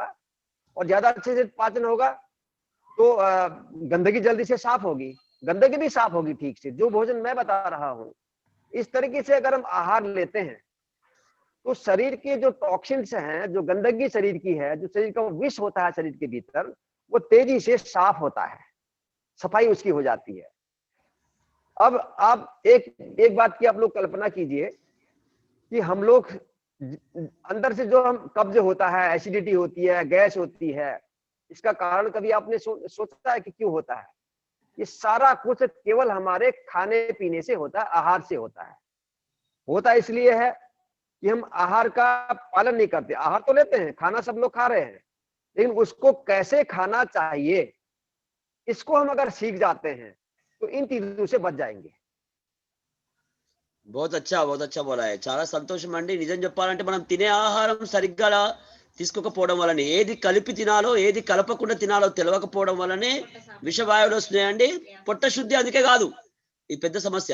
सो एक प्रश्न पूछ रहे हैं इसमें चैट बॉक्स में, food for improving platelets in the blood, blood में प्लेटलेट्स बढ़ाने के लिए कौन सा फूड ले तो अच्छा रहेगा, और can diabetic patients take milk or not, diabetic patient दूध ले सकते हैं या नहीं, ये प्रश्न पूछ रहे हैं. अगर उसका अगर आप दे सकते तो अच्छा है. देखिए, डायबिटिक पेशेंट को दूध लेने में दिक्कत नहीं है, मीठा नहीं होना चाहिए, नॉर्मल दूध लें, और गाय का दूध हो तो ज्यादा अच्छा है, वो लेना चाहिए, कम मात्रा में लेना चाहिए। तो डायबिटीज वाले को मैं एक चीज बताना चाहूंगा कि डायबिटीज वाले को दूध देने में नुकसान नहीं है। दूध प्रोटीन है, उसको कार्बोहाइड्रेट कम लेना होता है, उसको मीठ, यहाँ तक कि डायबिटीज पेशेंट को मीठे फलों से बचना है, खट्टे फल खाने चाहिए उसको, खट्टे फल खा सकता है, दूध पी सकता है। और मैं एक चीज और बताऊं आपको, डायबिटीज पेशेंट यदि दूध के बदले दही खाए तो बहुत ज्यादा अच्छा रहेगा। मैं जहां तक हम लोग डायबिटिक पेशेंट को देखते हैं, सजेस्ट करते हैं, तो हम उनका जो आहार बताते हैं, हम उसको बोलते हैं कि आप फल, कच्चे फल और दही ये लिया करो। और टमाटर और दही तो सबसे बढ़िया है, टमाटर और दही ये सबसे बढ़िया भोजन है डायबिटिक पेशेंट का। और डायबिटिक पेशेंट्स को कच्चा आहार लेना बहुत लाभकारी है। फलों में, कच्चे फलों में खट्टे फल, सलाद और दूध भी बिल्कुल, दही बहुत ज्यादा दूध की अपेक्षा दही ज्यादा लाभकारी है। और जहां तक प्रश्न आपका था कि दूध लेना चाहिए या नहीं लेना चाहिए, दूध बिल्कुल ले सकते हैं, दूध मीठा ना हो, लेने में कोई दिक्कत नहीं है। చాలా బాగా చెప్పారండి. పాలు, తీపి పాలు కంటే కూడా పెరుగు ఎక్కువ తీసుకోండి, పెరుగు తీసుకుంటే చాలా మంచిగా చెప్తున్నాను. డయాబెటిక్స్ వాళ్ళు పచ్చి తీసుకుంటే ఎక్కువ బాగుంటుంది అని చెప్తున్నారు. ఓవర్ టు శ్రీకర్ గారు. శ్రీకర్ గారు అడగండి. శ్రీకర్ గారు, प्लेटलेट्स कैसा बढ़ा सकते हैं, कौन सा फूड से? अब इसके बारे में तो मैं बहुत ज्यादा डिटेल से तो मैं नहीं बता सकता, क्योंकि मैं आयुर्वेद का मुझे बहुत ज्यादा अध्ययन नहीं है। लेकिन हम लोग जो करते हैं, चाहे हीमोग्लोबिन बढ़ाना हो, चाहे प्लेटलेट्स बढ़ाना हो, हम तो प्लेटलेट के लिए तो हमारे यहाँ सबसे बढ़िया जो माना जाता है, जो ये पपाया होता है ना, पपाया, पपीता, पपीते के जो पत्ते होते हैं, लीव्स होती है, पपाया जो लीव्स होती हैं, वो बहुत अच्छी मानी जाती है। उसका रस पी सकते हैं रोजाना। प्लेटलेट को अगर आपने बढ़ाना हो तो पपाया के लीव्स, उसका रस लीजिएगा, और जो बकरी है ना, बकरी, गोट, उसका मिल्क, दूध, बकरी का दूध और पपाया की लीव्स, ये प्लेटलेट को बहुत तेजी से बढ़ाती है। చాలా సింపుల్ అండి. బొప్పాయి ఆకు అలాగే మేక పాలు రెండు కూడా ప్లేట్లెట్స్ పెంచుతాయని చెప్తున్నారండి. శ్రీకర్ గారు, ఓవర్ టు శంకర్ ప్రసాద్ గారు, అడగండి శంకర్ ప్రసాద్ గారు. प्रणाम आचार्य जी, मेरा एक प्रश्न है। लहसुन प्याज में गुणकारी है, बहुत गुणकारी है, लेकिन उसका सेवन कैसे करें अगर कर सकते हैं तो? क्या चीज बोला आपने? लहसुन और प्याज। लहसुन और प्याज, ठीक। लहसुन और प्याज को तामसिक भोजन में माना जाता है, तामसिक भोजन। लेकिन मैं ये नहीं कह रहा हूँ, लहसुन और प्याज दवा के रूप में खाना चाहिए, नुकसानदायक नहीं है। लहसुन और प्याज दवा है, मेडिसिन है, और बहुत फायदेमंद होते हैं कई रोगों में। अगर आपको शरीर में अगर आप जोड़ के रोगों के दर्द की समस्या हो तो उसमें लहसुन की कच्ची कलियां बहुत लाभकारी मानी जाती हैं। प्याज भी बहुत फायदेमंद होता है, लेकिन उससे उससे तमस बढ़ता है, तामसिक भोजन उसको मानते हैं। इसलिए आपने देखा होगा कि आश्रमों में कई जगह लहसुन प्याज का उपयोग नहीं होता, लेकिन अपने आप में लहसुन प्याज शारीरिक दृष्टि से औषधि के रूप में लहसुन और प्याज बहुत लाभकारी होता है, लेना चाहिए। औषधि की दृष्टि से लहसुन और प्याज का सेवन करना चाहिए, बहुत लाभकारी होता है। बहुत अच्छा। ఎల్లిపాయ ఉల్లిపాయ తామసిక ఆహారం అండి, అయినా ఔషధ రూపంలో తీసుకోవాలని చెప్తున్నారండి. చక్రపాణి గారు అడగండి. చక్రపాణి గారు, ఓం ఓం అండి. చక్రపాణి గారు అడగండి. ओम नमस्ते। ओम नमस्ते।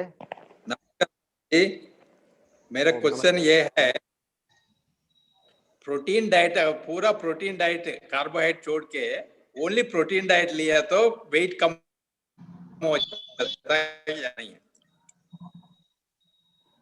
प्रोटीन डाइट लेने से वेट कम हो जाता है क्या? हाँ, प्रोटीन डाइट लेने से उसके अपेक्षा वेट कम होगा अवश्य, क्योंकि कार्बोहाइड्रेट वेट बढ़ाने का काम भी करता है।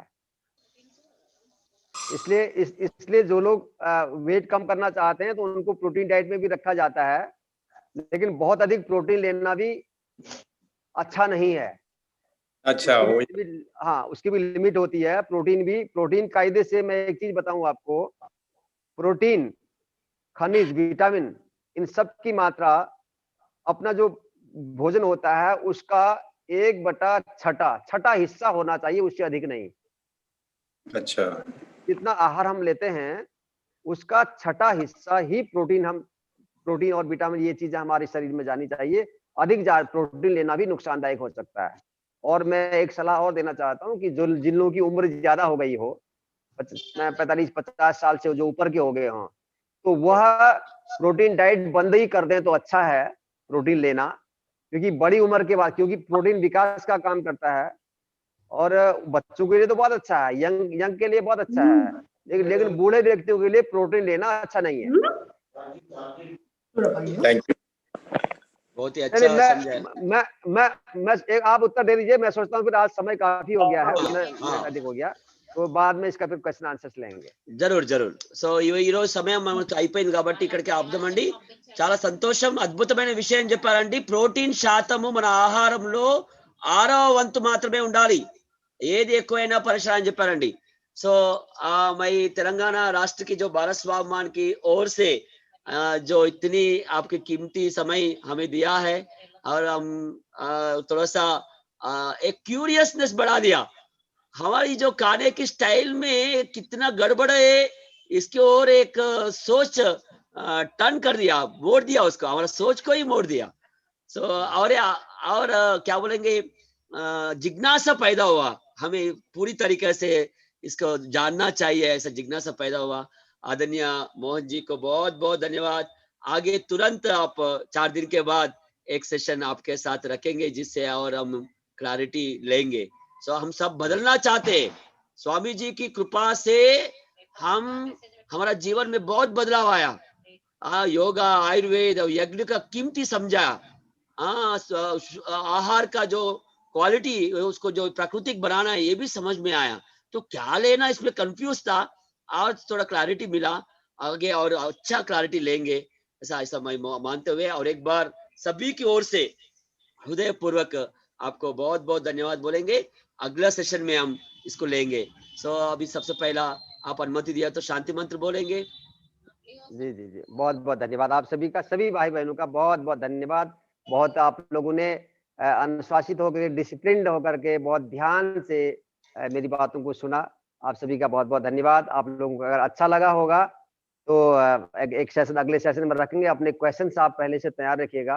तो अगले सेशन में लगभग आधा घंटा हम क्वेश्चन आंसर को ले लेंगे अगले सेशन में। बहुत बहुत धन्यवाद आप सभी का। आपकी भाषा भी बहुत अच्छा था। एक्चुअली तेलुगु ट्रांसलेशन का जरूरत ही नहीं है, इतना सरल भाषा में और सिंपल बोल रहे, मगर कई लोग गांव से है इसलिए थोड़ा सा ट्रांसलेशन की जरूरत है, ऐसा लगा।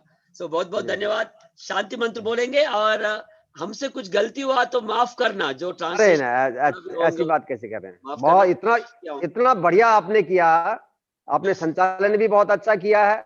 और आपने मैं तो सोचता हूँ जो बातें मैंने कही कि एक एक शब्द को आपने ट्रांसलेट किया है, बहुत सुंदर व्यवस्था। कोशिश किया हूँ। बहुत बहुत धन्यवाद। भगवान से प्रार्थना करेंगे हमारी जो लाइफ मैनेजमेंट और फूड हैबिट शास्त्र के अनुरूप अच्छा हो और प्राकृतिक हो। भगवान उसके लिए हमें और समझ दे, शक्ति दे। सो प्रार्थना करेंगे। और सभी को सूचना है, कल भी सेशन है। कल का जो मैं ब्रोचर अभी नहीं बना सका हूँ, कल डॉक्टर सुरेंद्र जी मिश्रा जी आने वाला है। स्पेशली ये श्वास संबंधित समस्या के ऊपर हमारी जो अभ्यास होंगे। सो बहुत बहुत धन्यवाद। और उसके साथ साथ पतंजलि चिकित्सालय के ऊपर हमारी वेणुगोपाल जी पतंजलि चिकित्सालय में क्या चलते हैं, कैसा रहते हैं, इसके बारे में आपको कल परिचय देने वाला है। सो सभी को मैं रिक्वेस्ट करता हूँ ज्यादा से ज्यादा लोगों को जोड़ेंगे। सो अंदर शांति मंत्र जब तो मैं हिंदी में बोल दिया हूँ, शांति मंत्र बोलेंगे।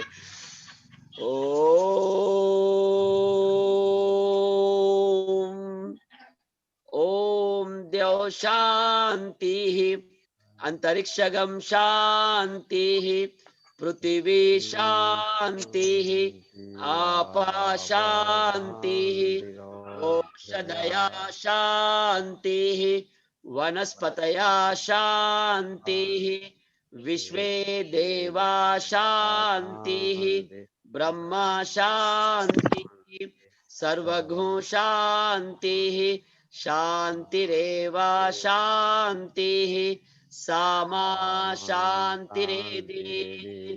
ओम शांति शांति शांति। सभी हाथ जोड़ेंगे। ओम श्री गुरुभ्यो नमः। तो भारत माता की जय। तो माता की पालन करेंगे, अपने अपनी माता पिता की जय, सब साधु संतन की जय, गुरु परंपरा की जय। वंदे मातरम, वंदे मातरम। सर्वे जना सुखिनो भवन्तु। जय आयुर्वेदम, जय भारत। సో సోదర సోదరమల్లారా, ఇంకొక ముఖ్యమైన విషయం అండి, అందరికీ ఒక చిన్న సూచన. మనం ఏదైతే చేస్తున్నామో అద్భుతమైన సెషన్, మీ యొక్క ఈ ఆయుర్వేద సెషన్ మరియు సూర్య నమస్కార కార్యక్రమం, దీనిపైన మీ ఫీడ్బ్యాక్, మీరు వస్తున్నారు పోతున్నారు కరెక్ట్ గా మీ ఫీడ్బ్యాక్ ఇయ్యరా? ఎంకరేజ్ చేయరా చేసే వాళ్ళకి కదా? మీ ఫీడ్బ్యాక్ కావాలి. మీ పేరు, మీరు ఎక్కడి నుంచి చేస్తున్నారు, పతంజలి భారస్వామ్యంలో మీ పాత్ర ఏంది, వింటున్నారా? మీ పేరు, మీరు ఎక్కడి నుంచి, పతంజలిలో మీ పాత్ర ఏంది, లేదా మీరు ఏం చేస్తున్నారు. సో మీరు ఈ ఎన్ని రోజులు అటెండ్ అయ్యారు ఇన్ని సెషన్ లో, మీ అనుభవాన్ని సంక్షిప్తంగా రాసి దయచేసి మీరు వాట్సాప్ లో షేర్ చేయొచ్చండి. 9290032096 నేను చాట్ బాక్స్ లో పెడుతున్నా అండి. 9290032096 కిషోర్, అర్థమైందా? ఈ వాట్సాప్ లో మీ ఫీడ్బ్యాక్ ఇవ్వండి. మనకి ఒక 2-3 రోజుల్లో ఇది కంక్లూడ్ చేద్దామని చూస్తున్నాము ఈ సెషన్ ని. ఎందుకంటే ఇప్పుడు యోగాసన్ స్పోర్ట్స్ అసోసియేషన్ దాంట్లో పడ్డారు, సూర్యనమస్కార్ది రథసప్తమి కార్యక్రమం ఉంది. ఆ తర్వాత మళ్ళీ యజ్ఞంని మనం అడుగుపెట్టేది ఉంది. యజ్ఞంకు సంబంధించిన 8 రోజులు యజ్ఞ కార్యక్రమం, రోగానుసారం యజ్ఞ, పూజస్వామి యజ్ఞదేవ్జీ తోటి మనం చేసేది ఉంది. దానికి సంబంధించిన సూచనలన్నీ నేను పెడతాను. కాబట్టి ఇంకొక 3-4 రోజులు మనం చేద్దాం. ఒక రోజు నూనెల పైన కూడా ఒక మిత్రుని నేను ఇన్వైట్ చేస్తున్నాను, దాని గురించి కూడా మనం చూద్దాం. సో చాలా ఇంపార్టెంట్ కాబట్టి మీ అమూల్యమైన సూచనలు కావాలి. మనం దాన్ని మన రాజ్య ప్రభారికి, అట్లనే దానిని మనం స్వామీజీ కూడా మనం ప్రజెంట్ చేయడానికి మనం అన్ని ఏమంటాము సేవ్ చేసుకొని పెట్టుకోవచ్చు. అనుభవాలని ఒక మధుర స్మృతిని, మర్చిపోలేని ఒక స్మృతి మనం ఒక రికార్డ్ చేసుకొని పెట్టుకోవచ్చు. రెండవది, జూమ్ వాడుతున్నాం మనం. జూమ్ కి ఏదైతే మనం ఖర్చు పెడుతున్నామో ఒక 1500 నుంచి 2000 ఒక్కడేమి పెట్టుకోవచ్చు, పెద్ద సమస్య కాదు. భారస్వామ్యాన్ని కూడా పెట్టగలుగుతుంది.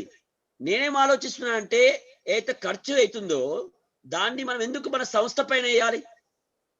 దానికి నాకు ఇష్టం లేదు. ఒకరి మీద కూడా బరవడద్దు. ఒకరి మీద బరువు పడితే కూడా పెట్టగలుగుతాం, అది పెద్ద ఖర్చు కాదు, పడద్దు. అందుకోసమే ఎవరైతే మనము ఫీల్ అవుతున్నారో, మేమందరం చాలా హ్యాపీగా ఫీల్ అవుతుంది, ఇట్లాంటి కార్యక్రమాలు చేయాలి, అభ్యాస వర్గం చేయాలి. సో చిన్న చిన్న ఖర్చు ఉందో అందరం కొద్దిగా ఒక చేయొచ్చు కదా. ఎంత అండి, ఓ 50 రూపాయలు, ఓ 10 రూపాయలు, 20 రూపాయలు. 50 రూపాయలు 50 మంది వేసినా 2500 రూపాయలు వచ్చింది. జూమ్ ఖర్చు వెళ్ళిపోతుంది. అవునా? జూమ్ ఖర్చు వెళ్ళిపోవాలంటే 50 మంది 50 రూపాయలు ఇస్తే 2500 రూపాయలు వచ్చింది. ఎక్కువ వద్దండి, ఎవ్వరు ఎక్కువ ఇవ్వాల్సిన అవసరం లేదు. ఎవరైనా ఇవ్వాలనుకుంటే మనం భారత్ స్వాభిమాన్ ట్రస్ట్ కి మనము మన యొక్క చందాని మనం రిసిప్ట్ తీసుకోవచ్చు, లైఫ్ టైం మెంబర్ కావచ్చు, రిసిప్ట్ తీసుకోవచ్చు. మనం ఇచ్చే ప్రతి పైసా కూడా సదుపయోగం అవుతుంది. దేనికది? భారత్ స్వాభిమాన్ ట్రస్ట్ కి ఆ అకౌంట్ నంబర్ అవన్నీ నేను చెప్తే దాంట్లో వేసుకోవచ్చు. అర్థమైందా? మనం ఏదైతే ఈ కార్యక్రమం చేస్తున్నామో స్వచ్ఛందంగా, దీనికి అయ్యే ఖర్చు 2500 దాకా ఉంటుంది అంతే. అర్థమైందా? ఈ ఖర్చుని మనిషికి 50 రూపాయలు వేస్తే ఎంత అవుతుంది? ఓ 50 మంది వేస్తే 2500 అవుతుంది. సో అలా మీరు మాకు సహకరిస్తారు. ఏం టెన్షన్ లేదు, నో బలవంతం, ఎవరిని ఫోర్స్ లేదు, ఏం లేదు. మీ సమిధిలో మీ వంతుగా మనం అందరం కలిసి చేద్దామని అనుకుంటే 50 రూపాయలు 9290032096 కి ఫోన్ పే లేదా గూగుల్ పే చేయొచ్చు. మీ పేరు కూడా చేయాలి. నేను ఆ హిసాబ్ కిసాబ్ కూడా ఏం చేస్తారు, ఎంతమంది వేసారో కూడా ఎక్సెల్ లో వేసి మీకు పెడతాను. అర్థమైందా? సో అందులో రూపాయి కూడా మనం సదుపయోగం చేద్దాం. बहुत बहुत ధన్యవాద్ అందరికి. Thank you. మీరు ఏమైనా ప్రశ్నిస్తే కూడా అడగొచ్చు, కిషోర్ భాయ్ ఇట్లా అని కూడా అడగొచ్చు. అర్థమైందా? సో చాలా సంతోషం అండి, ధన్యవాదాలండి. మళ్ళీ రేపు కలుద్దాం. ఏమండి నెంబర్ ఇంకోసారి చెప్పండి సార్. అందులో చాట్ బాక్స్ లో పెట్టాను 9290032096 9290032096 కి మీ యొక్క ఫీడ్బ్యాక్ ఇవ్వాలి. చాలా ఎంకరేజ్మెంట్. అర్థమైందా? సో बहुत बहुत ధన్యవాదాలు అండి అందరికి. మీ అకౌంట్ దేనికి పోయాలండి 50 రూపాయలు? అకౌంట్ పే అవసరం లేదండి, ఫోన్ పే గూగుల్ పే చేయండి సరిపోతుంది. 9290032096 కే అకౌంట్ పే. కానీ 50 రూపాయల కంటే ఎక్కువ ఎవరు వేయడానికి వీలు లేదు. ఇస్తే అది వాళ్ళకే వాపస్ పంపబడుతుంది. అర్థమైందా? అది వాళ్ళకే వాపస్ పంపబడుతుంది. మీరు ఏదైనా చేయాలనుకుంటే మన సంస్థకు చేయండి, భారత్ స్వాభిమాన్ ట్రస్ట్ కి చేయండి, అది ఉపయోగపడుతుంది. లేదా మీరు నాకు పంపించినా నేను మీకు రిసిప్ట్ భారత్ స్వాభిమాన్ పంపించి నేను ఇప్పిస్తాను. बहुत बहुत ధన్యవాదాలు అండి. ఏమన్నారండి సార్? గూగుల్ పే నెంబర్ గానీ వాట్సాప్ సేమ్ నంబర్ అండి. గూగుల్ పే నెంబర్ అయినా వాట్సాప్ నెంబర్ అయినా ఒకటే కదా సార్? ఒకటే అండి. Thank you.